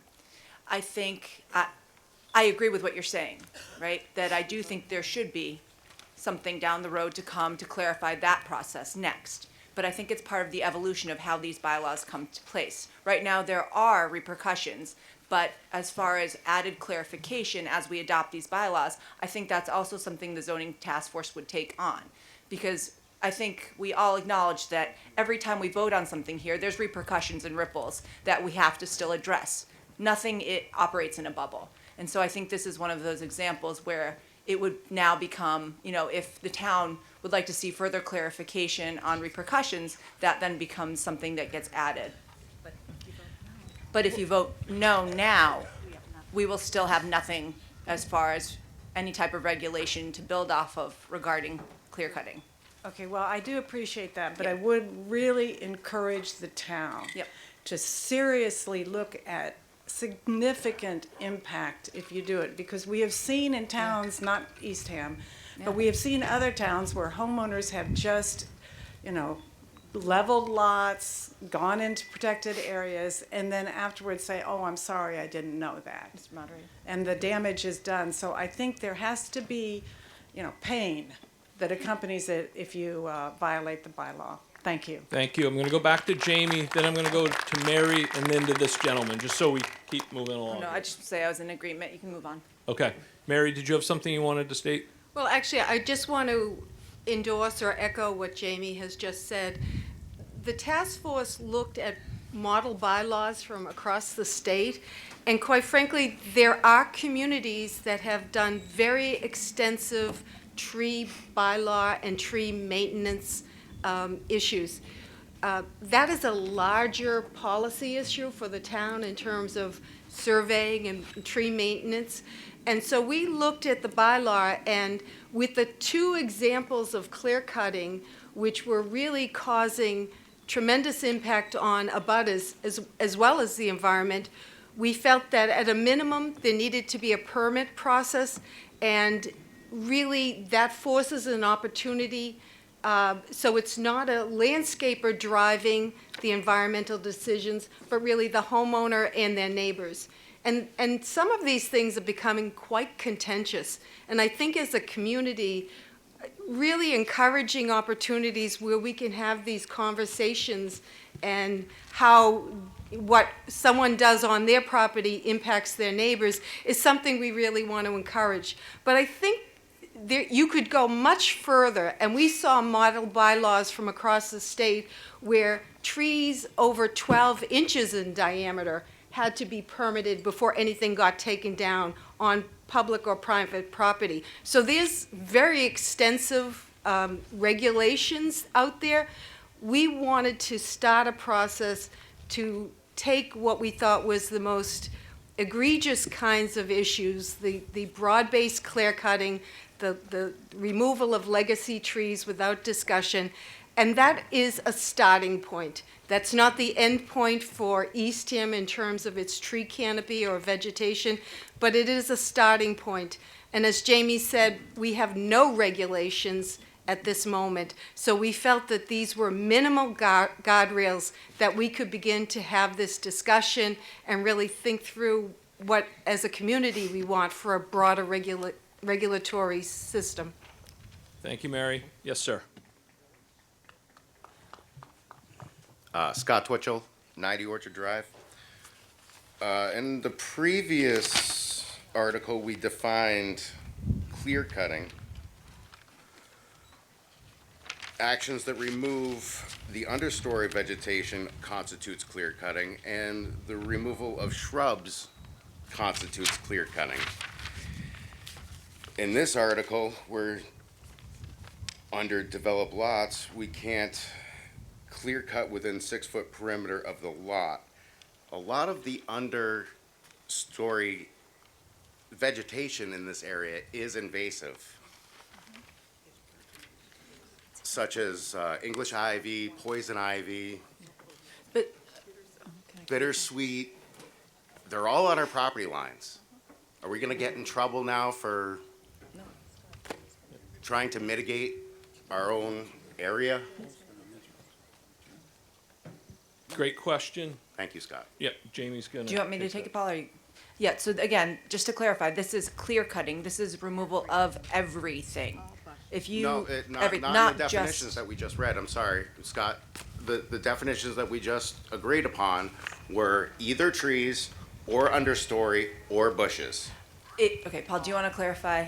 Because I think you could probably explain Yes, it a through little you, better. That's the way I read it. It's okay. Yeah. No, that's a great question. No, nothing to be. Yes, I believe you are correct. The way it's defined is that clear cutting would mean removal of all, it kind of in parts. If you remove all the trees but leave all of the understory vegetation, that's clear cutting. If you leave all the trees but remove all of the understory vegetation, that's also clear cutting. That's correct.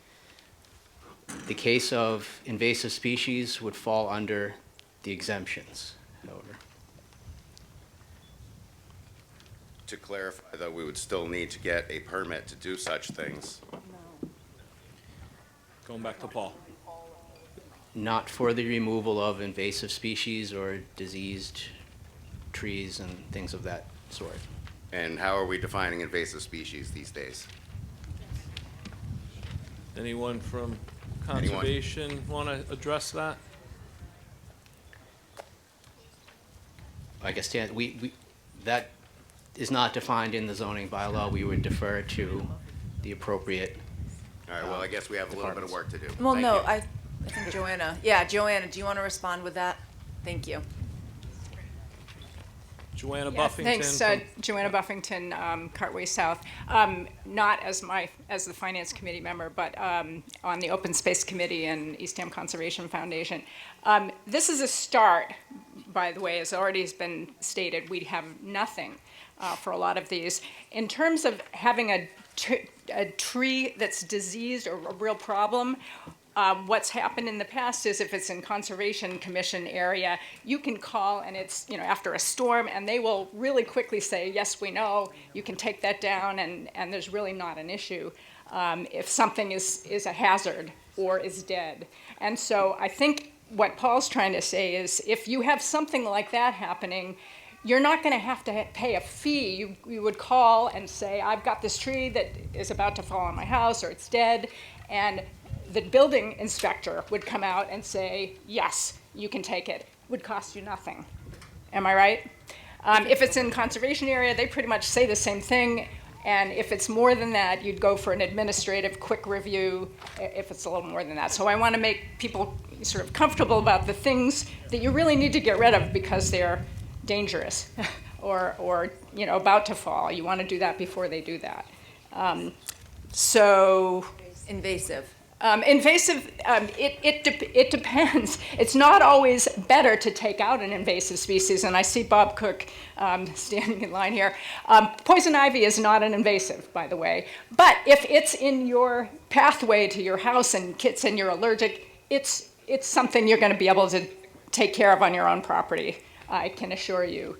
And this process isn't meant to be that every time you want to do something that makes sense, you're going to have to pay money and go to the planning committee or the zoning board. It's a start to address some of these things so we don't see all of a sudden, oh my gosh, what just happened on Route 6 or wherever it is. And so there's a conversation started. But a lot of those things, as we learn, I think will be addressed by the staff person you're able to call. If your neighbor's doing something and you're upset about it, first talk to the neighbor and then go from that. But sometimes just because you think it's an invasive species, it may not be, or it may be worse taking it out than not taking it out. It really depends. So we have a lot to learn, and this is just a start. Thanks. Thank you, Joanna. Let's go to this gentleman over here, and then we'll circle back to this mic.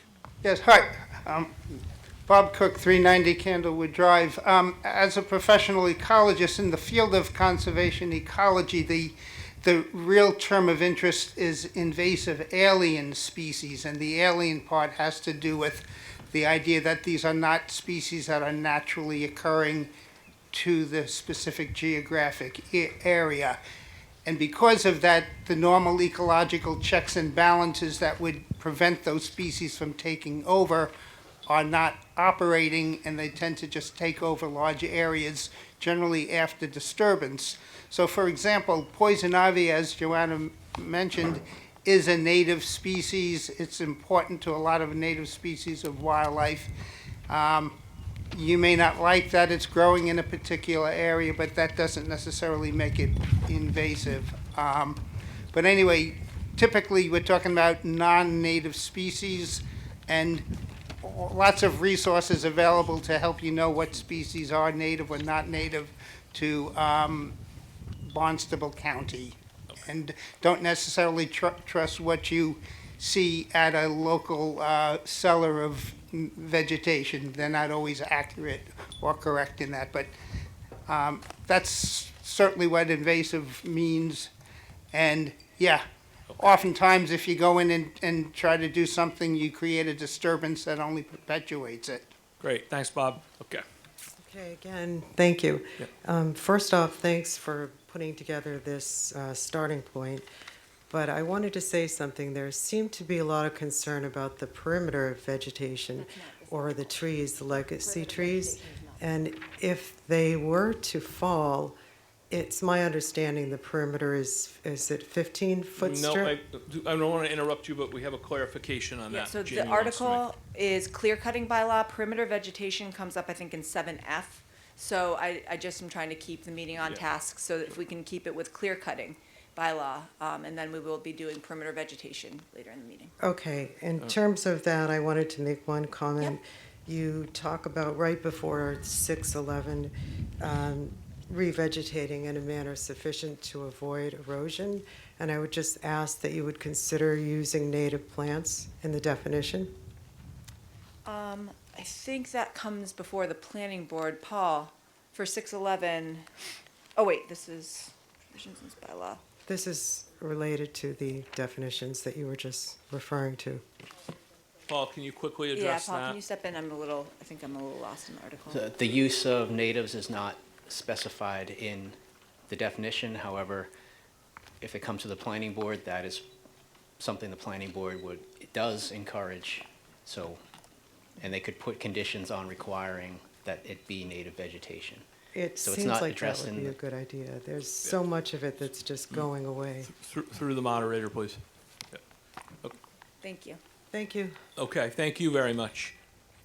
Does anybody have anything new? We have an amendment that legal counsel has read and approved. So the amendment will be read. The amendment needs a majority vote. If the amendment passes, then we'll go back and re-vote on the amended article. If the amendment does not pass, then we will vote on the non-amended article. The amendment needs a majority. Okay, I'm sorry. Are you- You look at me? Yeah. Thank you. I'm a non-resident property owner, and I'd like permission to address the meeting for a moment. No, we haven't made that earlier that we're not gonna take, and so Thank I you. apologize, but then we would have to go back and redo everything. That's okay. Thank you very much. Welcome, though. Thank you very much. Okay, to the amendment. Okay. So the amendment says, and I'm reading verbatim, remove and/or. Okay, so the amendment is under the legacy tree area. Under Article 7B, clear cutting. So where? Let me just put my dad's ears. Okay, so if you go to the, under 611, if you go where the word developed lots are. Does everybody have that? And then you could, on the first sentence, after the word clear cutting, we are now going to amend it to remove and/or removal legacy trees from 611 in paragraph starting developed lots. Eliminated? Yep, We're striking it? Yes. we're striking it. So this is a strike of this area.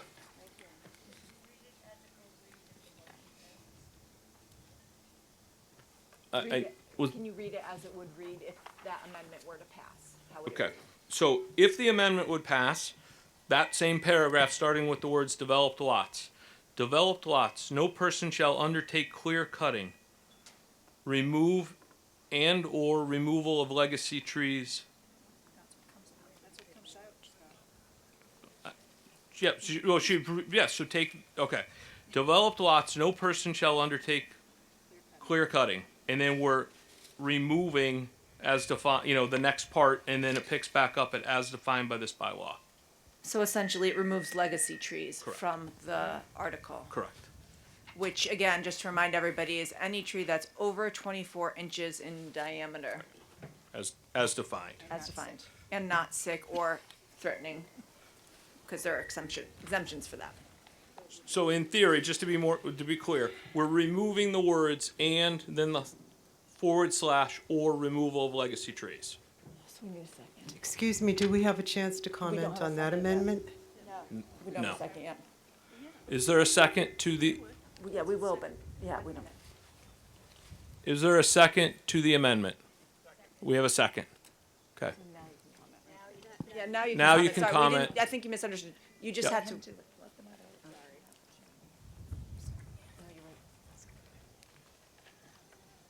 I please encourage everyone not to vote for that amendment. It's the only teeth there really is to what the town is proposing to protect the trees.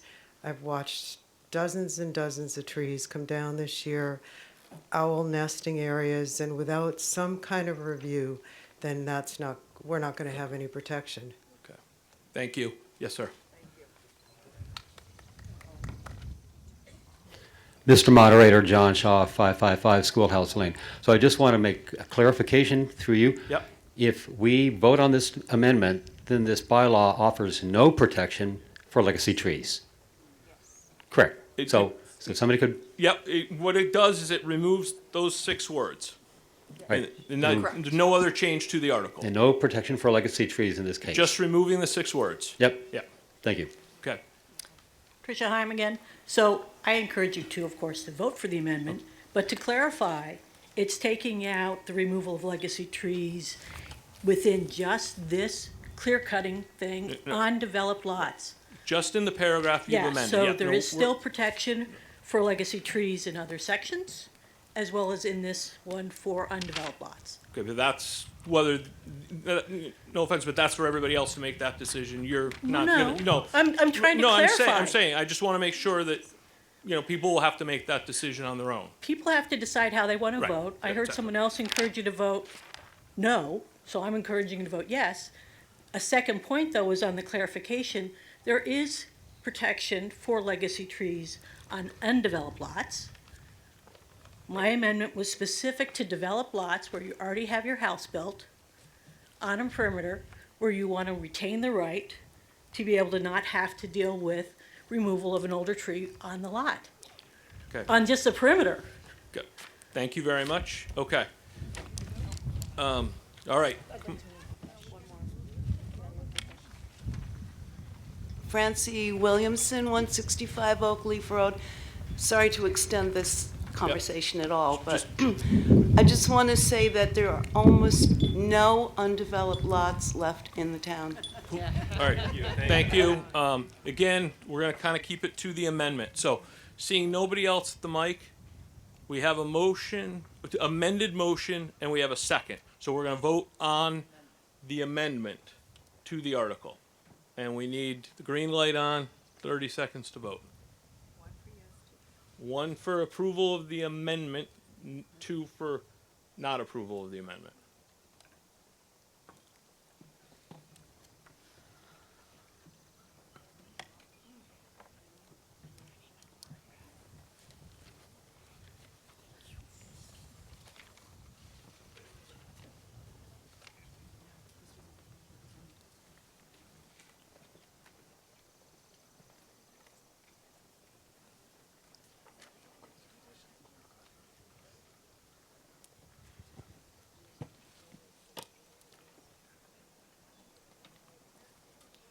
Okay, the light is out, and again, we just need a majority for the amendment or not. Yes is 64, no is 235. Okay, so the amendment does not pass, 64 to the affirmative and 235 to the negative. Mr. Moderator, I'd like to call the vote on the article, as stated in the warrant. Okay? We can move to a vote on Article 7B, not, as printed in the warrant.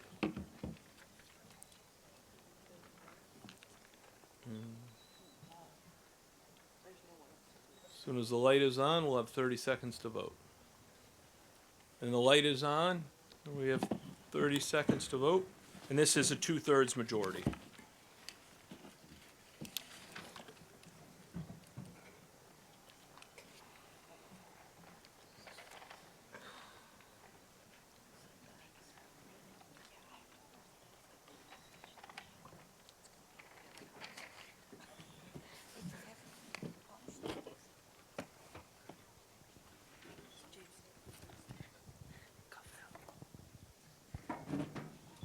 Okay, the light is out. 252 yes, 42 no. Okay, so 7B required a 2/3 majority, which it has received, 252 to the affirmative and 46 to the negative, so Article 7B as printed in the warrant has passed. Article 7C, zoning setbacks. Suzanne Bryant. I move that the town adopt Article 7C as printed in the warrant. We have a second? All right, so this article will establish setbacks for recreational facilities on residential properties, and then it also adds language about a 6-foot perimeter of vegetation. And should I? No, it's under. Yeah. So, do you want me to keep talking on it, or should I ask Paul? you have anything you want to say, Suzanne, or? Okay.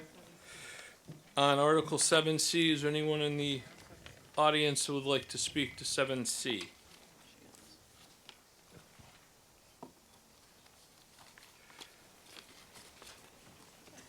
Hi, Tricia Heim again, 22 Pilgrim Lane. My concern is on the perimeter vegetation section. In terms of one of the things that I think is quintessential in our area is the fact when people have pine needles as their primary lawn coverage instead of having a green grass lawn. With the way that this is written, that's not included. It's only focused on the plantings. So from that standpoint, we would have to potentially replace all those pine needles. Yes, we would have to replace it if we went before the zoning board, or perhaps even if a neighbor complained because we're not to code. That's within the bylaws. The other aspect is most of us do have driveways that are within that perimeter of 6 feet with our other neighbors. In some cases, they're almost adjoining. That is also in here. And although I don't anticipate the town will start looking and trying to enforce this, if any of us go before the zoning board, or planning board, for changes or enhancements we want to make to our house or other property, they could potentially, and they would, potentially encourage us to make these changes to fit this. Okay, so we'll have somebody address, Art is going to address your two issues. Thank you. Relative to driveways, your grandfathered, and would this not impact you unless you actually tried to move your driveway? Okay, so your current driveway would be fine. If you were going to move that driveway, you would fall under this bylaw. And relative to pine needles, we're not asking anybody to landscape. Your pine needles are fine. The question is, we want to be able to maintain a buffer between the properties. Thank you, Art. Yes, sir. Yeah, to that same perimeter vegetation and the use of the word landscaped, I'm wondering if what we really mean is vegetated. Because I'm just thinking some person might somehow think, oh, I need to have a landscape this thing, when I think what we're really talking about is retaining the naturally occurring vegetation or some type of vegetation. So. The intent is maintain some vegetation. Right, The I intent understand. is not to ask you to landscape it. Exactly, and I'm all for that. I just, saying that vegetated is what you really meant, or I think that's what you meant. Okay. Thank you. Thank you. Anything new? Anyone? Okay. Mary Nee coming back up. I just want to clarify, there may be many people who have driveways along their border, or potentially they have hard surfaces on their border today. There's a term I learned through this process that if this bylaw were to pass, everyone's property that exists today would be considered pre-existing. And if you're not consistent with this bylaw, you would be considered pre-existing non-conforming, which means you don't have to do anything. The bylaw does not apply to you except if you decide to redevelop your property, and you would be triggered to go to the planning board for site plan review. At that point, the issue of your driveways or landscaping would be part of the overall site plan discussion. But it does not mean that anyone has to go out and do anything to their property today. Thank you. Thank you. Does anybody have anything new or specific to the article? Just to clarify though, so if you did go before the zoning board for something, these things could then be applied to you. And that's the understanding I got from an answer earlier, as well as what she just said. Paul's addressing with a thumbs up and a shaking of head. Yes. Okay. So seeing no other, we can vote on Article 7C, zoning setbacks. And this is a 2/3 majority vote as well.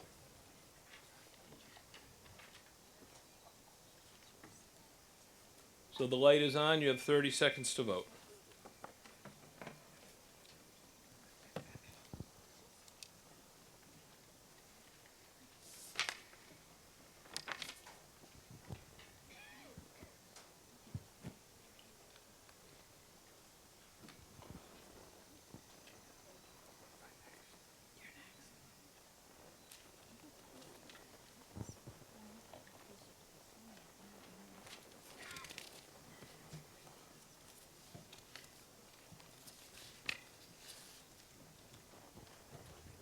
Okay, the light is off. 47 yes, 47 no. Okay. And Article 7C needed a 2/3 majority, which it has received, 237 in the affirmative, 47 in the negative. Moving to Article 7D, so the Article 7C passes. Article 7D, zoning residential lot intensity. Art Arterino.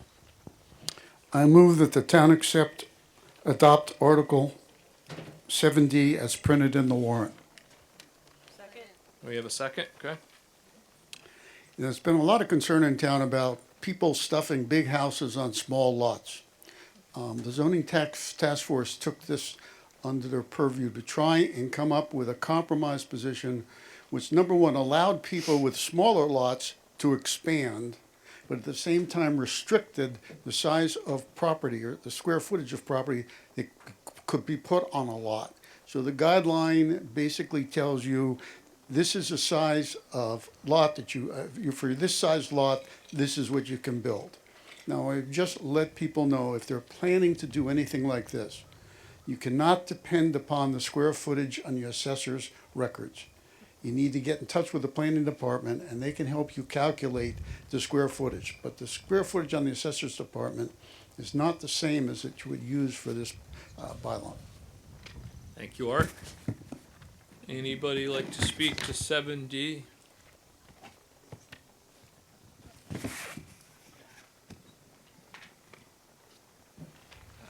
Jack Hadley, 25 Sunset Avenue. In general, I think it is important to have these kinds of standards, and I would support criteria that deal with mass, scale, height, bulk, site coverage, and so forth. What concerns me is in Section 4741 about purpose, references to distinctive character, historical development patterns, establishing prevailing characteristics. To me, those are all very subjective concepts. And I think they convey a message of, we only want people like us here. And I would argue that the town is better off in the long run by encouraging diversity, by encouraging innovation. And this sort of says if Frank Lloyd Wright wanted to build a house on a street with salt box cottages, he wouldn't be able to do that. And so I think getting involved in design issues and in aesthetics, I think really goes a little too far. Thank you. There's a gentleman behind you. Oh, Art, you want to jump in? Yeah. If you sit at any planning board meeting, okay, the neighbors come in, and a lot of times they'll say, this property does not fit in this neighborhood. We have all one-story houses. This is a two-story house. Various things like that. The planning board right now makes a totally subjective analysis of what the neighborhood is, what can go there and what shouldn't go there. It's very, very difficult to tell somebody what they can do on their lot. I mean, you get into all sorts of arguments. This attempts to build some objectivity into that.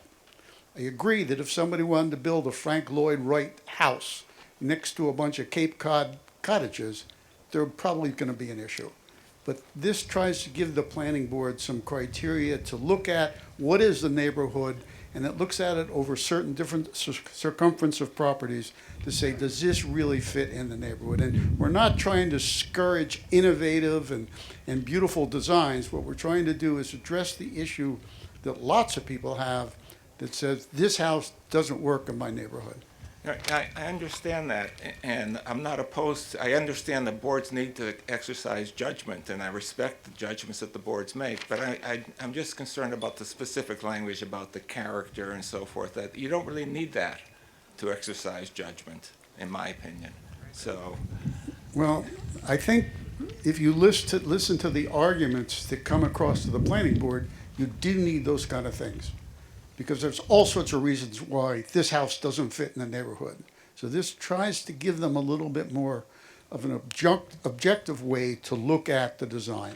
And you could still come with a Frank Lloyd Wright house, Frank Wright Lloyd, whatever it is. You could still come with that. Whether it would get through the planning board or not, I don't know. I'd be disappointed if it didn't, but thank Okay. you. Thank you, and, yes, sir. Yes, my name is Chris Sweeto. Sweeto, I live at 15 Bayview Road in the Boat Meadow area. I've just gone through hell for the last 6 months fighting a large house on the Boat Meadow River. My fellow abutters and I successfully negotiated a reduction in the size of a very large home. All I can say is size matters. Okay, and it is not subjective when you can look at square footage. You can look at height, width. You know, FedEx does it when you order shipping. Okay, I'm just saying that I really am for this article here. We're overdue, and the planning boards need to follow the rules. They need more rules because obviously we have a crisis. If you go to Shirtlift Road, or you go to Dyer Prince Road, you can. It's so apparent. The houses are getting too big, and I applaud the people who put this together. Thank you.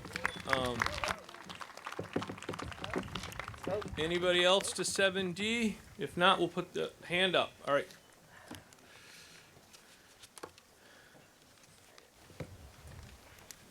Yeah. Keith Burr, 20 Lucinda Court.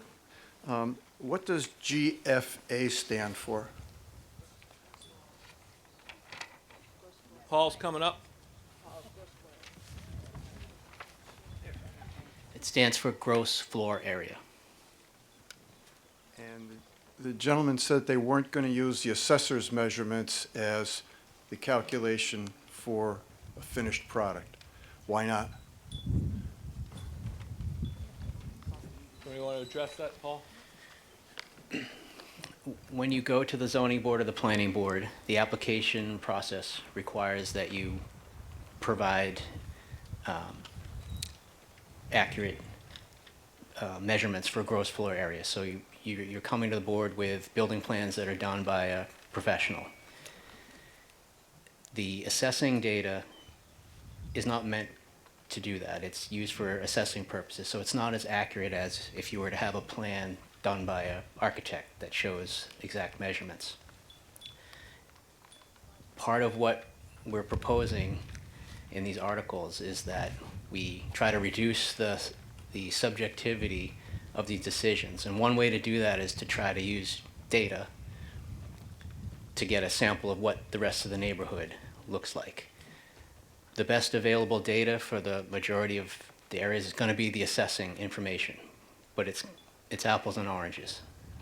So you have to use the assessing data, you got to take it with a grain of salt, that it's not going to be as accurate as the building plans that you come to the board with. So what we're trying to make sure everyone is aware of, that the assessing data is a tool that will help you get a rough estimate of what you have for site coverage and gross floor area, but we want to make sure everyone understands, don't rely solely on that. It's a tool, it'll help you get going, but what we really try to use is any other existing data or information or plans that we may have on file. And the building department has a good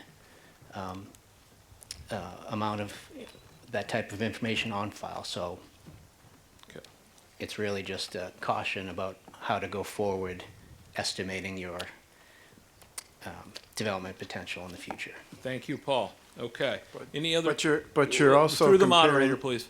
You're also comparing apples and oranges because you're taking the assessor's data, comparing it to plans. So that's not the same. Paul, quickly, do you have a clarification on that? So I agree with you, and that's one of the limitations of the information we have. But the use of the assessing data is one component of what the zoning board or the planning board would look at. They look at that data, and that's a big part of the board's understanding and training is there's a limit to that data, but it's one element. So in addition to that data, they would also look at, from their own perspective, they go out and do site visits, they go to the neighborhood, they look at everything, and they take into account on the ground, the on-the-ground features. And that's in a subsequent article that's upcoming, deals specifically with the review criteria for both boards. And what you'll see in those is trying to introduce more objective criteria to try to even out the discrepancy between the data that we have. We're just trying to make sure that you don't decide to build something, take the assessor square footage, and use that to develop your plan and get to the board. So, because it may not be correct. So the best thing to do is get with the planning department. They can help you calculate the exact square footage, and that way you can make sure that what you want to do really fits the criteria of what's allowed. So this is just so that you don't get surprised. Okay. Thank you, Art. And a new face? Yeah, Linda Glan on Aunt Helen's Way, and you might have just answered it. We are just in the starting process of thinking of putting a garage, which we don't currently have. So does that mean we would need to contact the planning board, have them do a site visit to see what our existing house currently covers, to then determine the limitations of a garage we would put in? Does anyone want to address Paul, real quick, Paul? So in that instance, you are getting plans drawn up by your architect, your builder. So you would be able to use those plans in conjunction with the other plans on file for your house, and you would be able to get you would use those as the most accurate way to calculate. And the planning department is certainly available to help you, but in most cases, you're already going to have the most accurate information to fill out on that application and determine your development potential. So you would not have to rely in that case on the assessing data. You already have plans drawn up that are more accurate. But if you do have any questions, if you do have any concerns, contact the planning department. They'll help you make sure you've got the right number. Thank you. Okay, thank you. All right, seeing no other questions for Article 7D, we'll put Article 7D to a vote. And 7D, it also needs a 2/3 majority. And the light is on. You have 30 seconds to vote.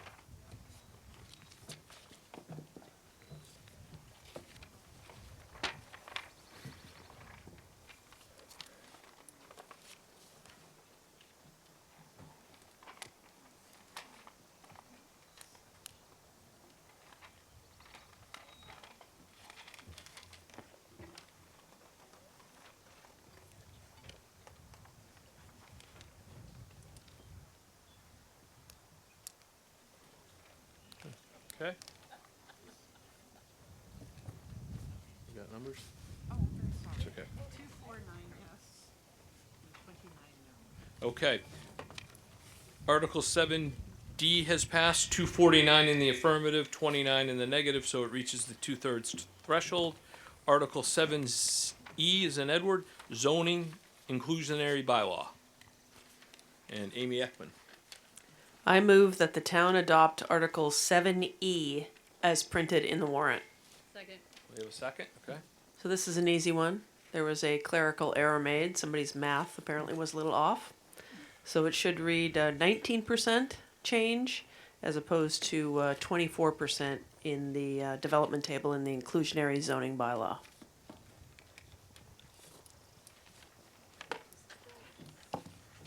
Anybody have any comments, questions, or concerns on 7E? Okay, seeing none, we'll put Article 7E to a vote, and that is a simple majority. It says simple majority. I'm so sorry. Okay, all right, it's 2/3. And we're green. Okay, green. Okay.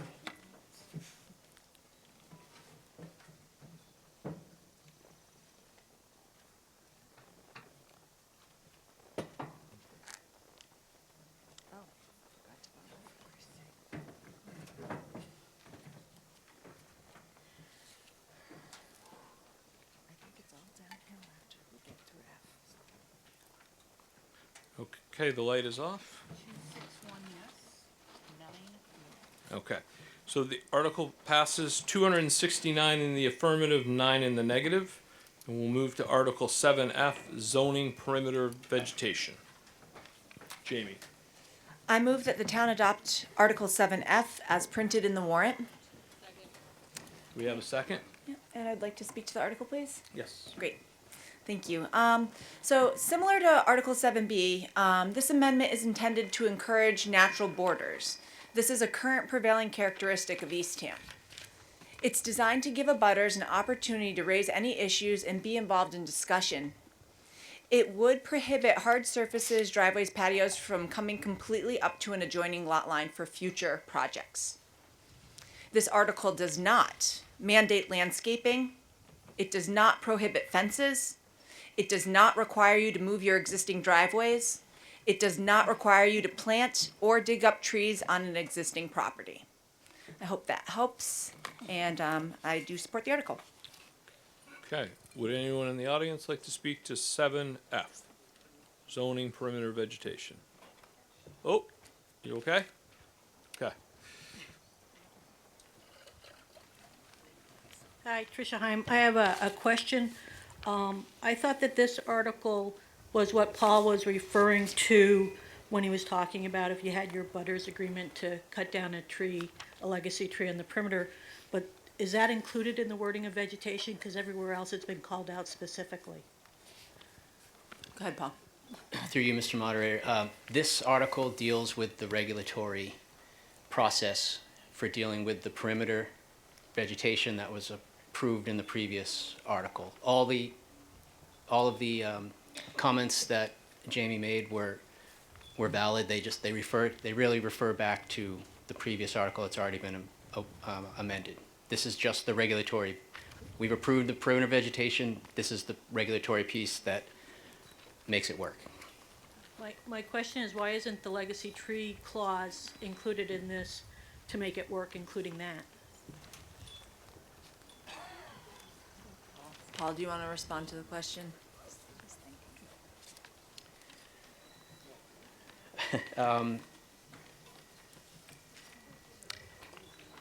I would, it's a good point you raise. It's not in the,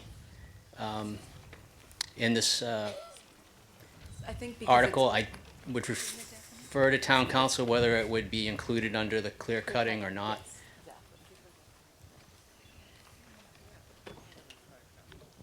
Thank you. So if we go back to Article 7A and you look at the definition of clear cutting, where it talks about the removal of all trees or shrubs or understory vegetation, we didn't carry all of that language forward into this article. We simply now use the term clear cutting.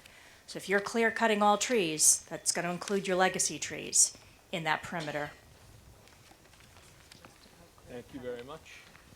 My question, though, ties to the fact that we can go before the planning board designee and not have to pay the fee in order to, if we have our abutters agreement, to take down a legacy tree that's in the perimeter. And I don't see how that's specifically included in this. So it's a single tree I want to take down. I want to not have to pay $250. This does not apply to, this is clear cutting. Doesn't affect one tree. Doesn't affect one tree. But in the other places, it called out the legacy tree specifically as a single tree. And, Mr. Moderator, Go ahead. as our council has referred, that it is now in the definition because we've already voted on the definition. The definition is all inclusive now, and we've used the definition terms in the bylaw. No.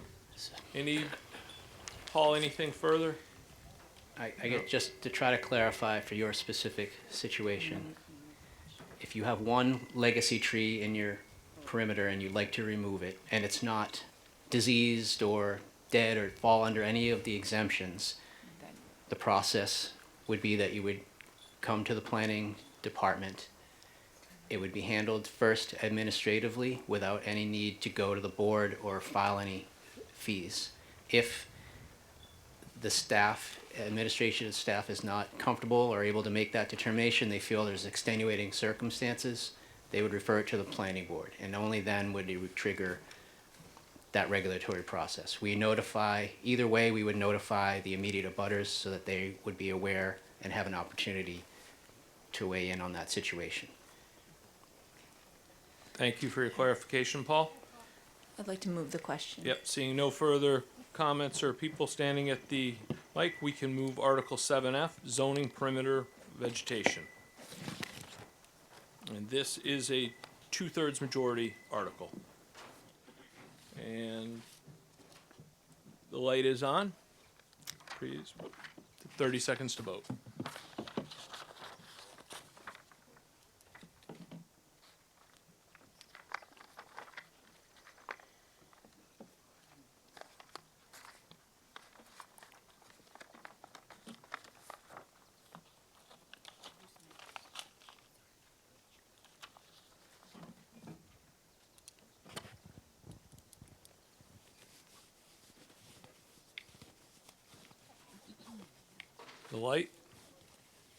The light is off. 245 yes, 21 no. Okay.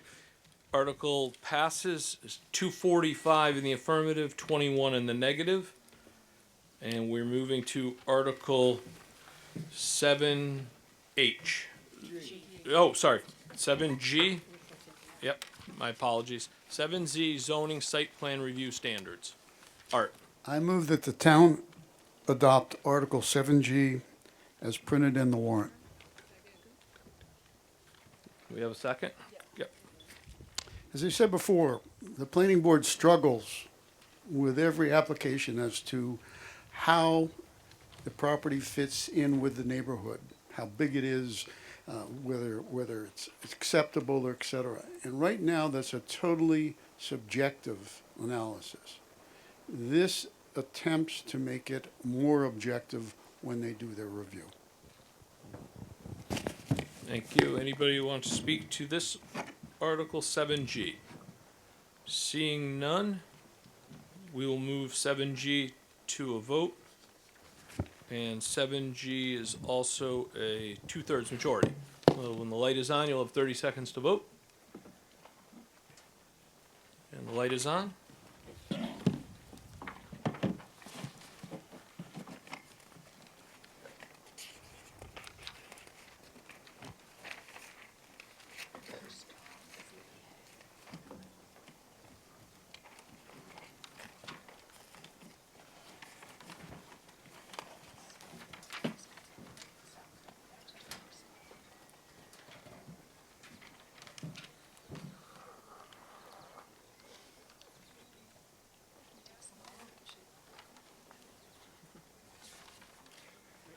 Okay. Okay, Article 7G has passed with a 2/3 majority, 241 in the affirmative, 21 in the negative. And we're moving to Article 7H, zoning ZBA review standards. Okay, I move that the town adopt Article 7H as printed in the warrant. Second? Do we have a second? Okay. Okay, and just quickly, this bylaw is intended to clarify expectations to property owners and ZBA members, reduce subjectivity of the ZBA, and provide consistency. Anyone wish to speak to Article 7H? Seeing none, we can put Article 7H to a vote. It is a 2/3 majority requirement. And when the light is on, you'll have 30 seconds to vote.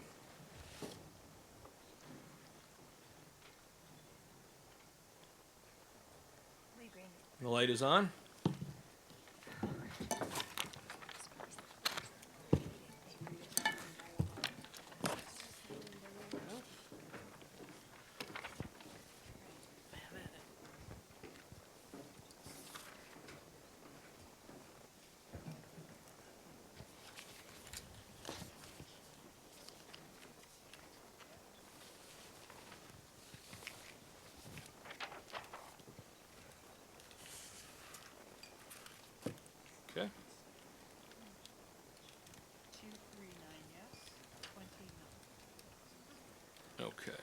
Article 7H has passed, 239 in the affirmative and 20 in the negative, reaching the two-thirds threshold. Article 8, Community Preservation Committee Recommendation Appropriations, Reservation, and Projects. Suzanne.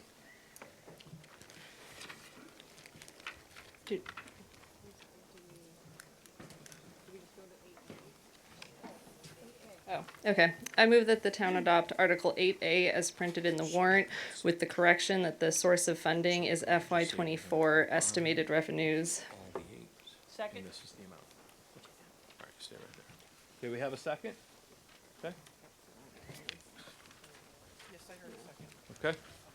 Would you like to speak to 8? No. Okay.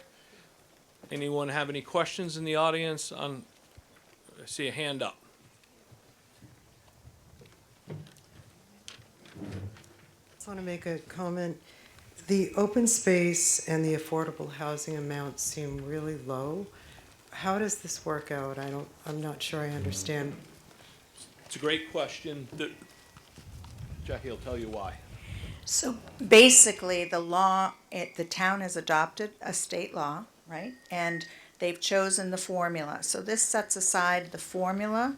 However, there is all kinds of unreserved money that can be put towards any of the 4 categories. And you'll see through the warrant, maybe not this year, but they do make allocations of a lot more money for all of those projects.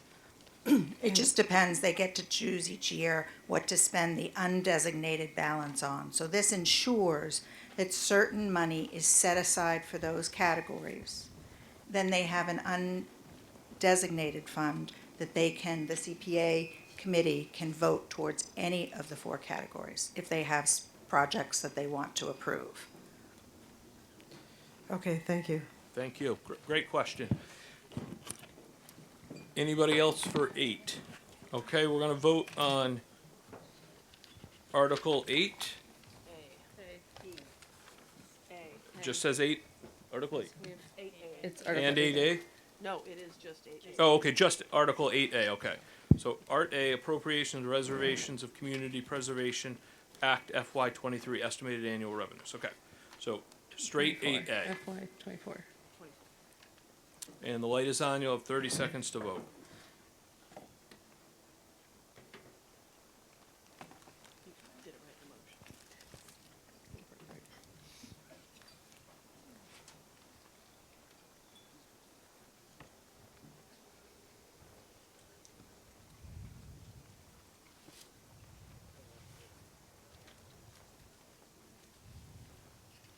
Okay.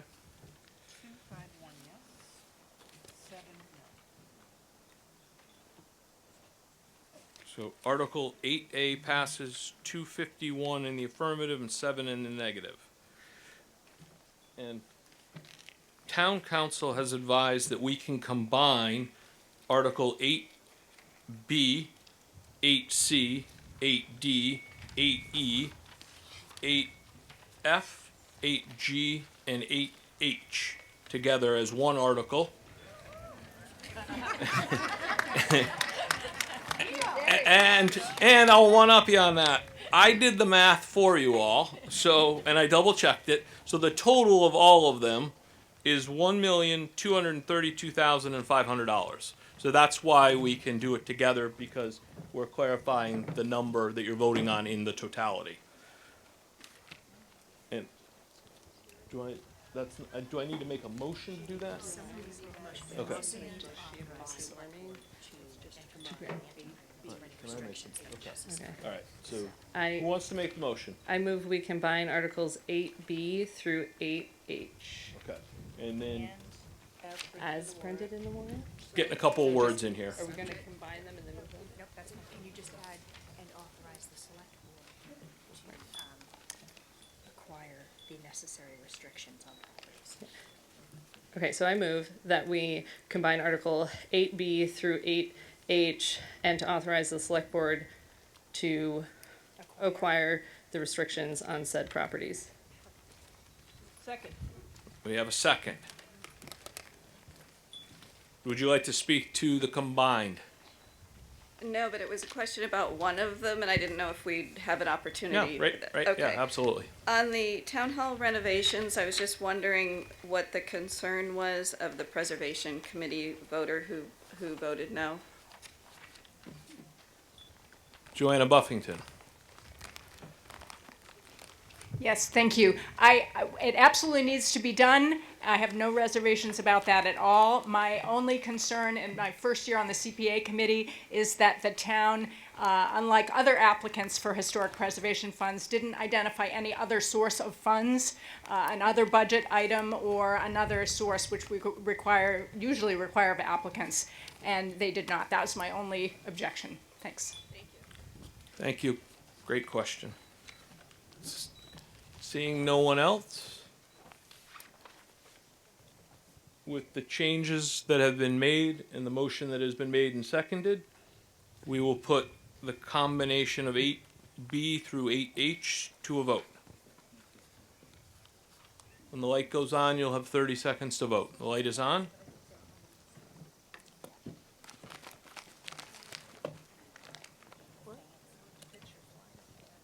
Oh, well.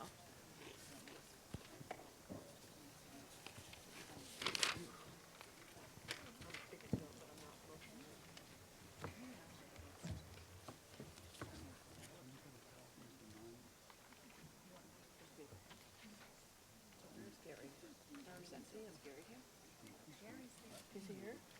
I saw him come in, but I. Okay, the light is out. Okay. So the combination article, or the combined article, has passed, 248 in the affirmative and 10 in the negative, which brings us up to Article 9, which is a petition article, plastic reduction. And as luck would have it, we also have an amendment that the petitioner has provided, and town council has reviewed the amendment.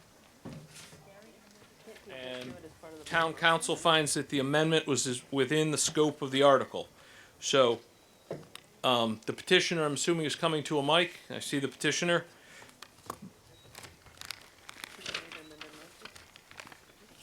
Thank you, Mr. Moderator. Thank you. All right, so just for clarification, you're gonna make your motion with the amendment that you're gonna explain. Right. And then we'll see if you get a second, and then you'll have some time to speak, 2 or 3 minutes, and then we'll go to questions. Okay, thank you. Yep. Thank you, Mr. Moderator. I move that Article 9 be accepted and adopted as printed with the following 2 changes. First, the effective date of this article will be revised from September 1, 2024 to January 1, 2025. Second, under the heading Prohibitions, the following statement is to be added. This article excludes all beverage containers used at food establishments. I think that's pretty clear. Good afternoon, everyone. My name is Gary Sanical, and I am the petitioner for Article 9. You need a second. Oh. We have a second. Okay. Go ahead. Okay. I am the petitioner for Article 9, full-time resident of Eastham. Article 9 is the plastic reduction article, which targets single-use plastic takeout containers and cutlery. I am also a member of Sustainable Practices, an environmental advocacy group, whose members are with members in each town on the Cape. We work together to promote well-being of our environment and our community. What this article is built on our existing polystyrene ban in Eastham.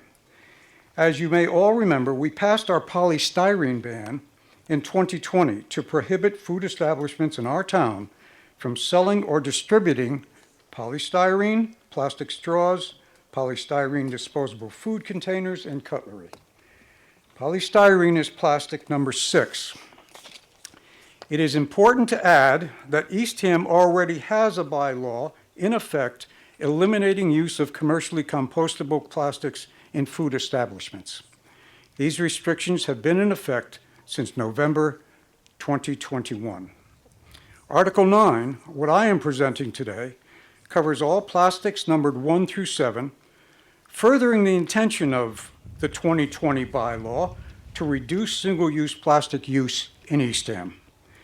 For the majority of food establishments in Eastham, because of the prior ban, Article 9 may have little or no impact on them. Where change is needed, there are readily available environmentally friendly substitutes. The reason for Article 9 and its predecessor, the polystyrene ban, is primarily to protect human health and environmental health. These are often overlooked by discussions that focus on litter and recycling, but let's remember, plastic is a petroleum-based product. Emissions from refineries associated with plastic production are tied to higher cancer rates. It is important to note that emissions from plastic production are also affecting climate change. Estimates are that the greenhouse gas emissions attributable to plastic production will exceed those of coal by 2020. Now, it's been established, well established scientifically, that plastics have the ability to leach their chemicals.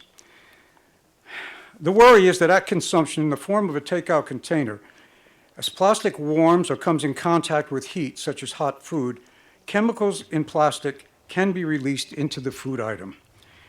These chemicals are tied to many diseases, including ADHD, fertility issues, endocrine disruption, autoimmune disease, cancer, and cardiovascular disease.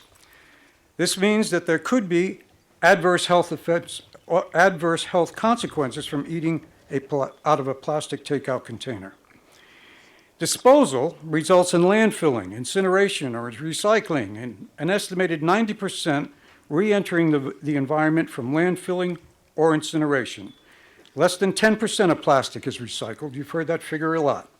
In a landfill, at best, plastics become smaller and smaller in size as they break down, and these are referred to as microplastics and nanoplastics. When incinerated, plastic is converted into toxic emissions, such as dioxin. Microplastics have been found in human blood, lung tissue, heart tissue, and placenta. As humans, we literally eat, breathe, and drink plastic every day. A recent study found that the average person may be consuming as much as 5 grams of plastic every week, the equivalent, as the report puts it, of an entire credit card. Okay. Sorry about the wind. Nope. Good. Presently, one of the best ways to reduce the negative impact of plastic is to reduce our use of single-use plastic. These products are estimated to be 50% of plastic production. A significant proportion are takeout containers. Takeout containers, in fact, comprise nearly 1/3 of municipal solid waste.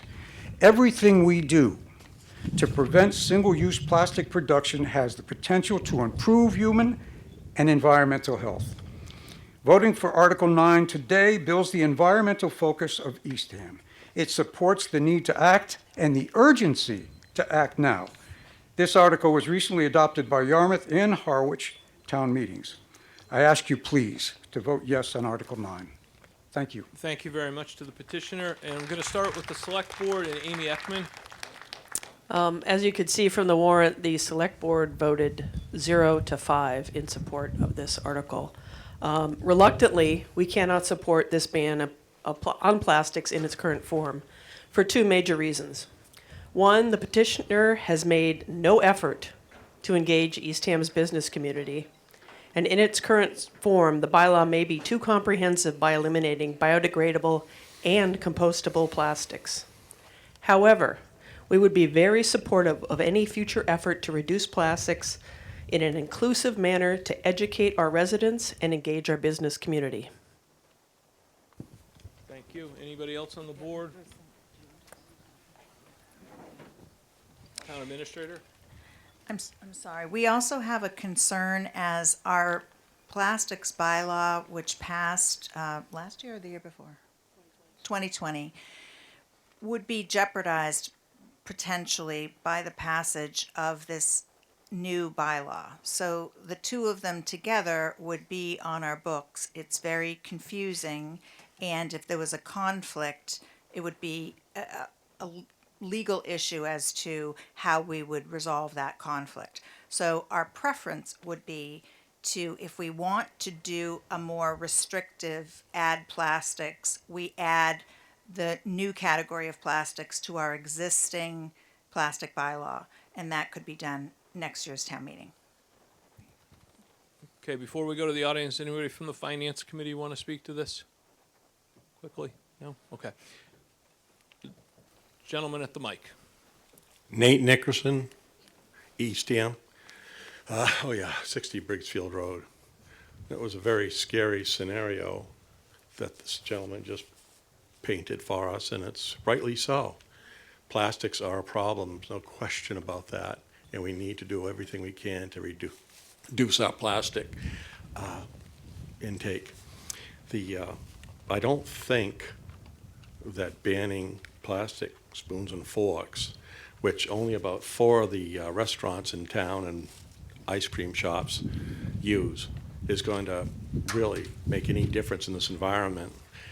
I think it might be a better idea to table this, form a committee, and look at all the plastics that we should be putting into recycling and not put in a garbage dump. And I think individual residents have a hand in this too, not just a handful of restaurants. We should ban nip bottles. We should ban plastic bags, baggies. Now they have recyclable baggies that you can use. There's a lot more than just knives, spoons, and forks. The problem is that I see that they're really hurting the few businesses in town who, in my opinion, are always asked for donations.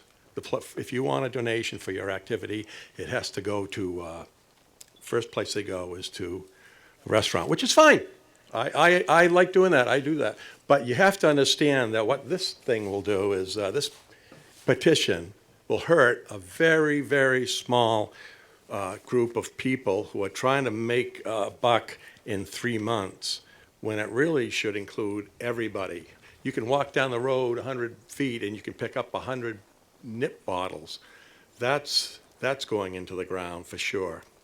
So I would ask the residents here to table this, and let's get a more comprehensive and better thought out recycle program together to ban more than just knives, forks, and spoons. Okay, thank you. We're going to go to this gentleman right here. Hi, my name is Milan Svetkov, 80 Old Orchard Road, and I'm also a small business owner in Eastham. First of all, I would like to say that most of the businesses here are already doing everything possible to reduce plastic use. I'm an owner of ice cream shop, and we already use paper cups, and we use bamboo spoons. I also own a coffee shop, and it's really difficult to find non-plastic materials that we can serve cold drinks in. The other issue I have with that petition is that it's not inclusive. As we can see, there are public schools, private schools excluded, but that will also put us in a competitive disadvantage from other towns. If we're going to reduce the plastic, let's do it in the whole Cape. When I go to Stop and Shop and buy a cup of fruits, it's packed in plastic. When I go and buy a milk, it's in plastic. When I go and get any bakeries to go, it's in plastic. And yet we're focusing on a small business owner that try to limit plastic use as much as possible. My question is why we're not working with the rest of the town and solve that issue. Thank you. Thank you. Let's go to this person right here. Excuse me. Andrew Shear, Bridge Road, 1355. I'm also a chemist. I'd like to speak to this plastic a little bit. The microplastics are a major threat. They're like the lead poisoning of our generation, my generation, the millennials, the Gen Zers. But this bill doesn't really cover enough. It's kind of security theater. It only targets certain business owners. It doesn't target Mylar specifically, which is more of a threat to the oceans than the actual like other things. It doesn't target beach plastics that are erodible, since the plastic breaks them down into microplastics faster than ever. I just think it should be tabled for the time being until something more comprehensive can be written. Thank you very much. Coming up here in the red. Coming up here in the red. Hi. My name is Susan Knight. I live at 115 Squanto Road. I'm also a business owner here in Eastham who would actually be quite affected by this.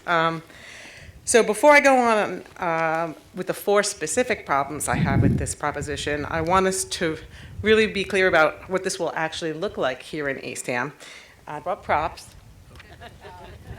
So this Cumberland Farms is a huge national corporation, also happens to be right across the street from my establishment. This Caesar salad was made in Vineland, New Jersey, put on an 18-wheeler, trucked to a cold warehouse, stored, put on another 18-wheeler, and shipped to this particular store. It's in one of the least friendly plastic containers on the planet. I'll leave the quality of the product to the buyers, but I can think that everybody who knows anything thinks that the carbon footprint on this particular product is pretty atrocious. By comparison, this is something you can buy at Sam's. It was made from scratch here. By the locals, not trucked from any warehouse, not stored anywhere, but in our own little store, packed in a fully recyclable package container, and sold at a store that's pretty religious about recycling, if you know anything about us. So that just doesn't really feel right to me.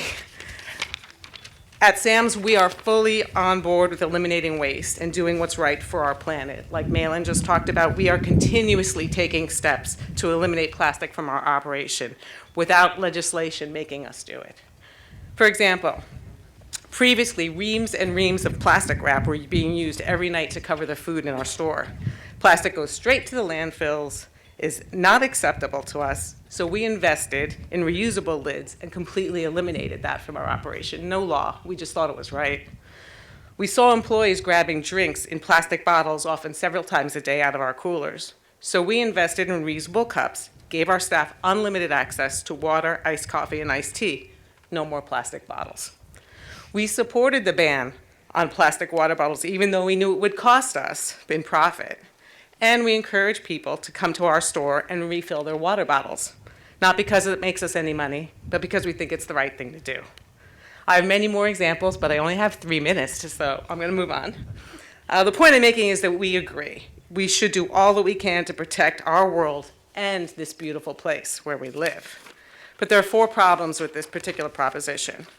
First, it treats all plastic the same, and they are not.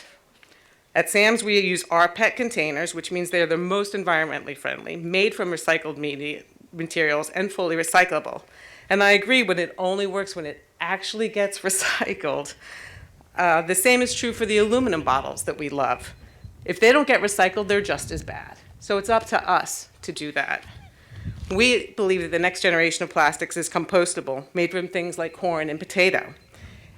But you need specialized recycling for that to compost, and we don't have that yet in Eastham. Maybe it's something we could collectively work on.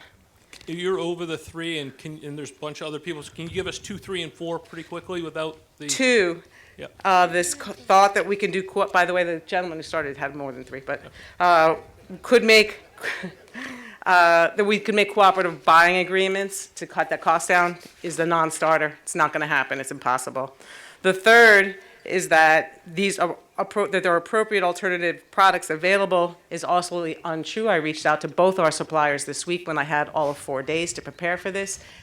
And his quote was, "The supply chain is not ready for such a sweeping measure."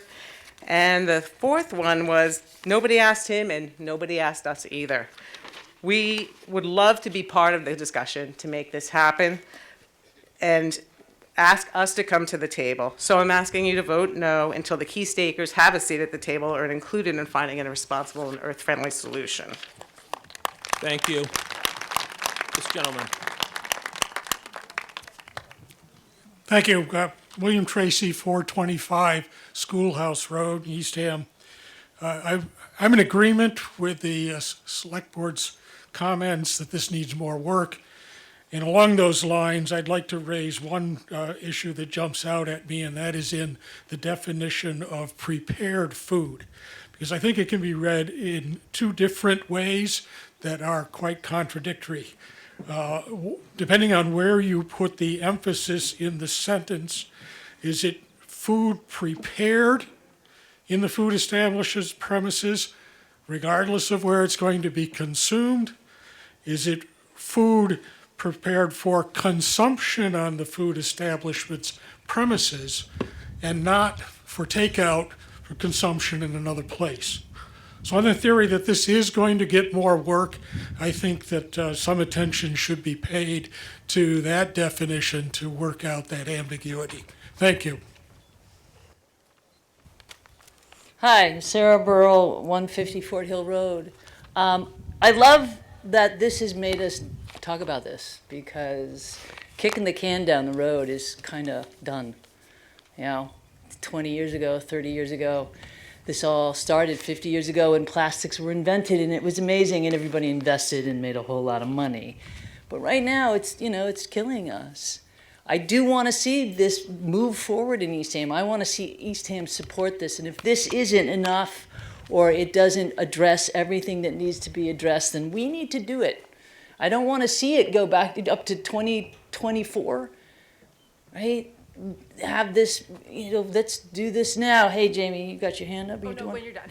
Oh, okay. Thank you. So I just, Eastham should be in the forefront of this. We got a lot of wonderful people here in this town with a lot of great ideas. So if this isn't our answer, I want to know what our answer is, as I think this is a start. I Thank really you. do. Thanks. Oh, Jamie, and then this lady. Yeah. Just listening to all of the comments, the board is, we've already done this first wave of bylaws. We agree this is a problem and we need to do something about it. But what we did during that first wave was we thought about the process and we wanted to do it the right way. We had joint meetings and public meetings with business owners and residents. We did it in a way so that nobody was blindsided. It's not kicking the can so much as at this point the board acknowledges this is real and this is something we have to do, but we have to do it the right way to protect our residents and our businesses. And so what the board would love, and the reason that we did not vote in favor of this particular article, is that we want this to come back so that we can appropriately write it in language that will complement the current bylaw, work for all of our small businesses, and work together to come up with an article that works for everybody. And that's important. It's not kicking the can, it's just doing it the right way. And so I think that's what this board is advocating for, is a no vote on this today means potentially a yes vote a year from now when we have an appropriate article that works for everybody. Thank you. Lauren Arcamano, Nauset Greenway. I've heard lots of great arguments on both sides. Plastics are lead poisoning, and all of the talk about recycling isn't happening. 95% of all plastic ever produced in the past 70 years still exists on this planet, okay? If we haven't incinerated it, which means we've just breathed it in, 95% of all plastic ever produced still is in existence. So it's an issue that we can kick it down the road, but if we work to implement this and then get your committees together and revise it for next year, it's got to get done. You are kicking it down the road, and it's really distressing. And there are lots of great businesses in this town who are doing their best, and they can do better. And we've got to do this. Our kids are really getting sick from this. Our fish are sick from this. We're eating those fish. Every one of us has microplastics in us. Stop kicking it down the road. Thank you. Jim Russo, Massasoit Road. Jamie, thank you for stealing my thunder. That's the direction I wanted to move in, is that, yeah, we need to address it, but I think we need to address it properly. I think there are studies, there's education among our community that uses these plastics that need to know how they can use them to the best advantage or not use them or replace them. And part of that, just recently, in the midst of all this, $300,000 was awarded to Care for the Cape and Islands, and to study exactly this problem and to see what we can do about replacements and what we can do with it. The grant comes from the Woods Hole Oceanographic Institution and the Institute, as well as from NOAA. And I think that there's a real force there that will help us form the proper article that going forward, so that we can do this properly, so that no one gets severely hurt. Thank you. Thank you. Am I being heard? Steve Cole, 115 Kingsbury Beach Road. I'd like to call the question. Okay. So, thank you very much. Legal counsel and I have deferred if someone did call the question. We think there's been a sufficient amount of vote or discussion. In order to call the question, we need a 2/3 majority vote. So prepare to vote. You have 30 seconds to vote once the green light is on. No, clarify what we're voting on. We're voting to call the question, which basically ends debate.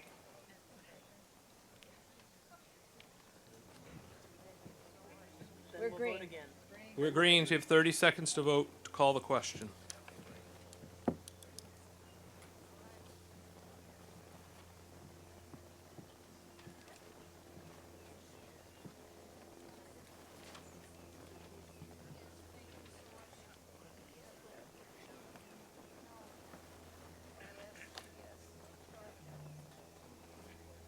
Okay.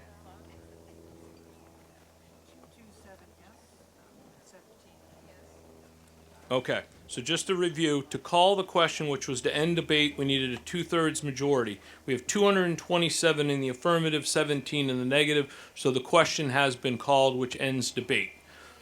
Now, per legal counsel, we will go back to the article that has been presented with the amendment to vote on the article as presented.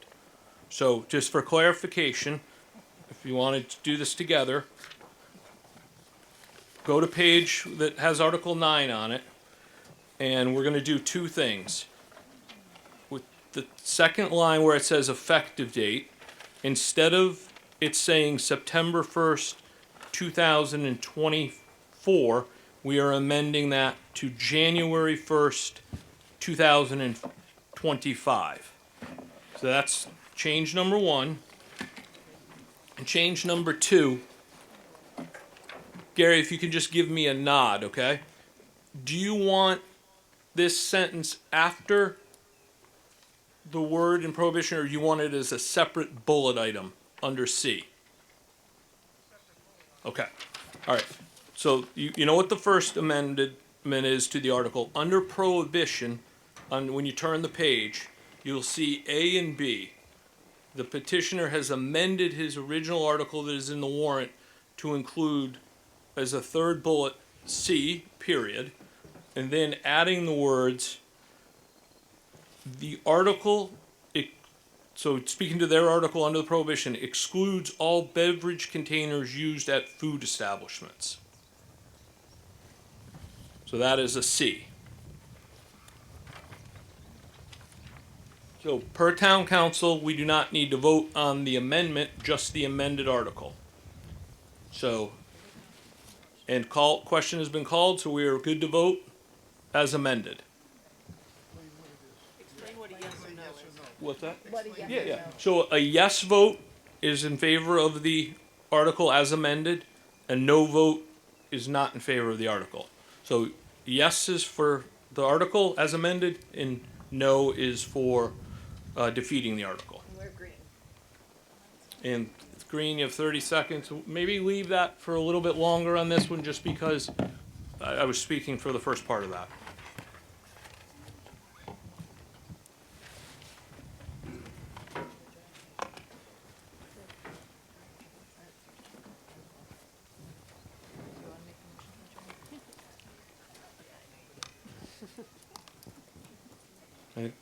I think we're good. 66 yes, 172 no. Okay. So Article 9, as amended, has not passed. 66 in the affirmative and 172 in the negative. With that order, all we have is a couple of house cleaning things, so it'll be very, very quick because I know everyone wants to get going. I just want to thank everybody that participated today, both sitting and speaking. I know it's not always easy to come up to the mic and have your thoughts ready to go, so I hope I was generous and kind to everybody who spoke. That was my intention. I appreciate your participation. So the last item of, everybody give yourself a hand. Really great participation, and it shows you all care, which is what's important. The last item is I move that the 2023 annual town meeting be dissolved. Is there a second? Second. All in favor, say aye. Aye. Any opposed? All right, well, please drive safely. Be careful getting to your car. Thank you so much for coming. It was a great day.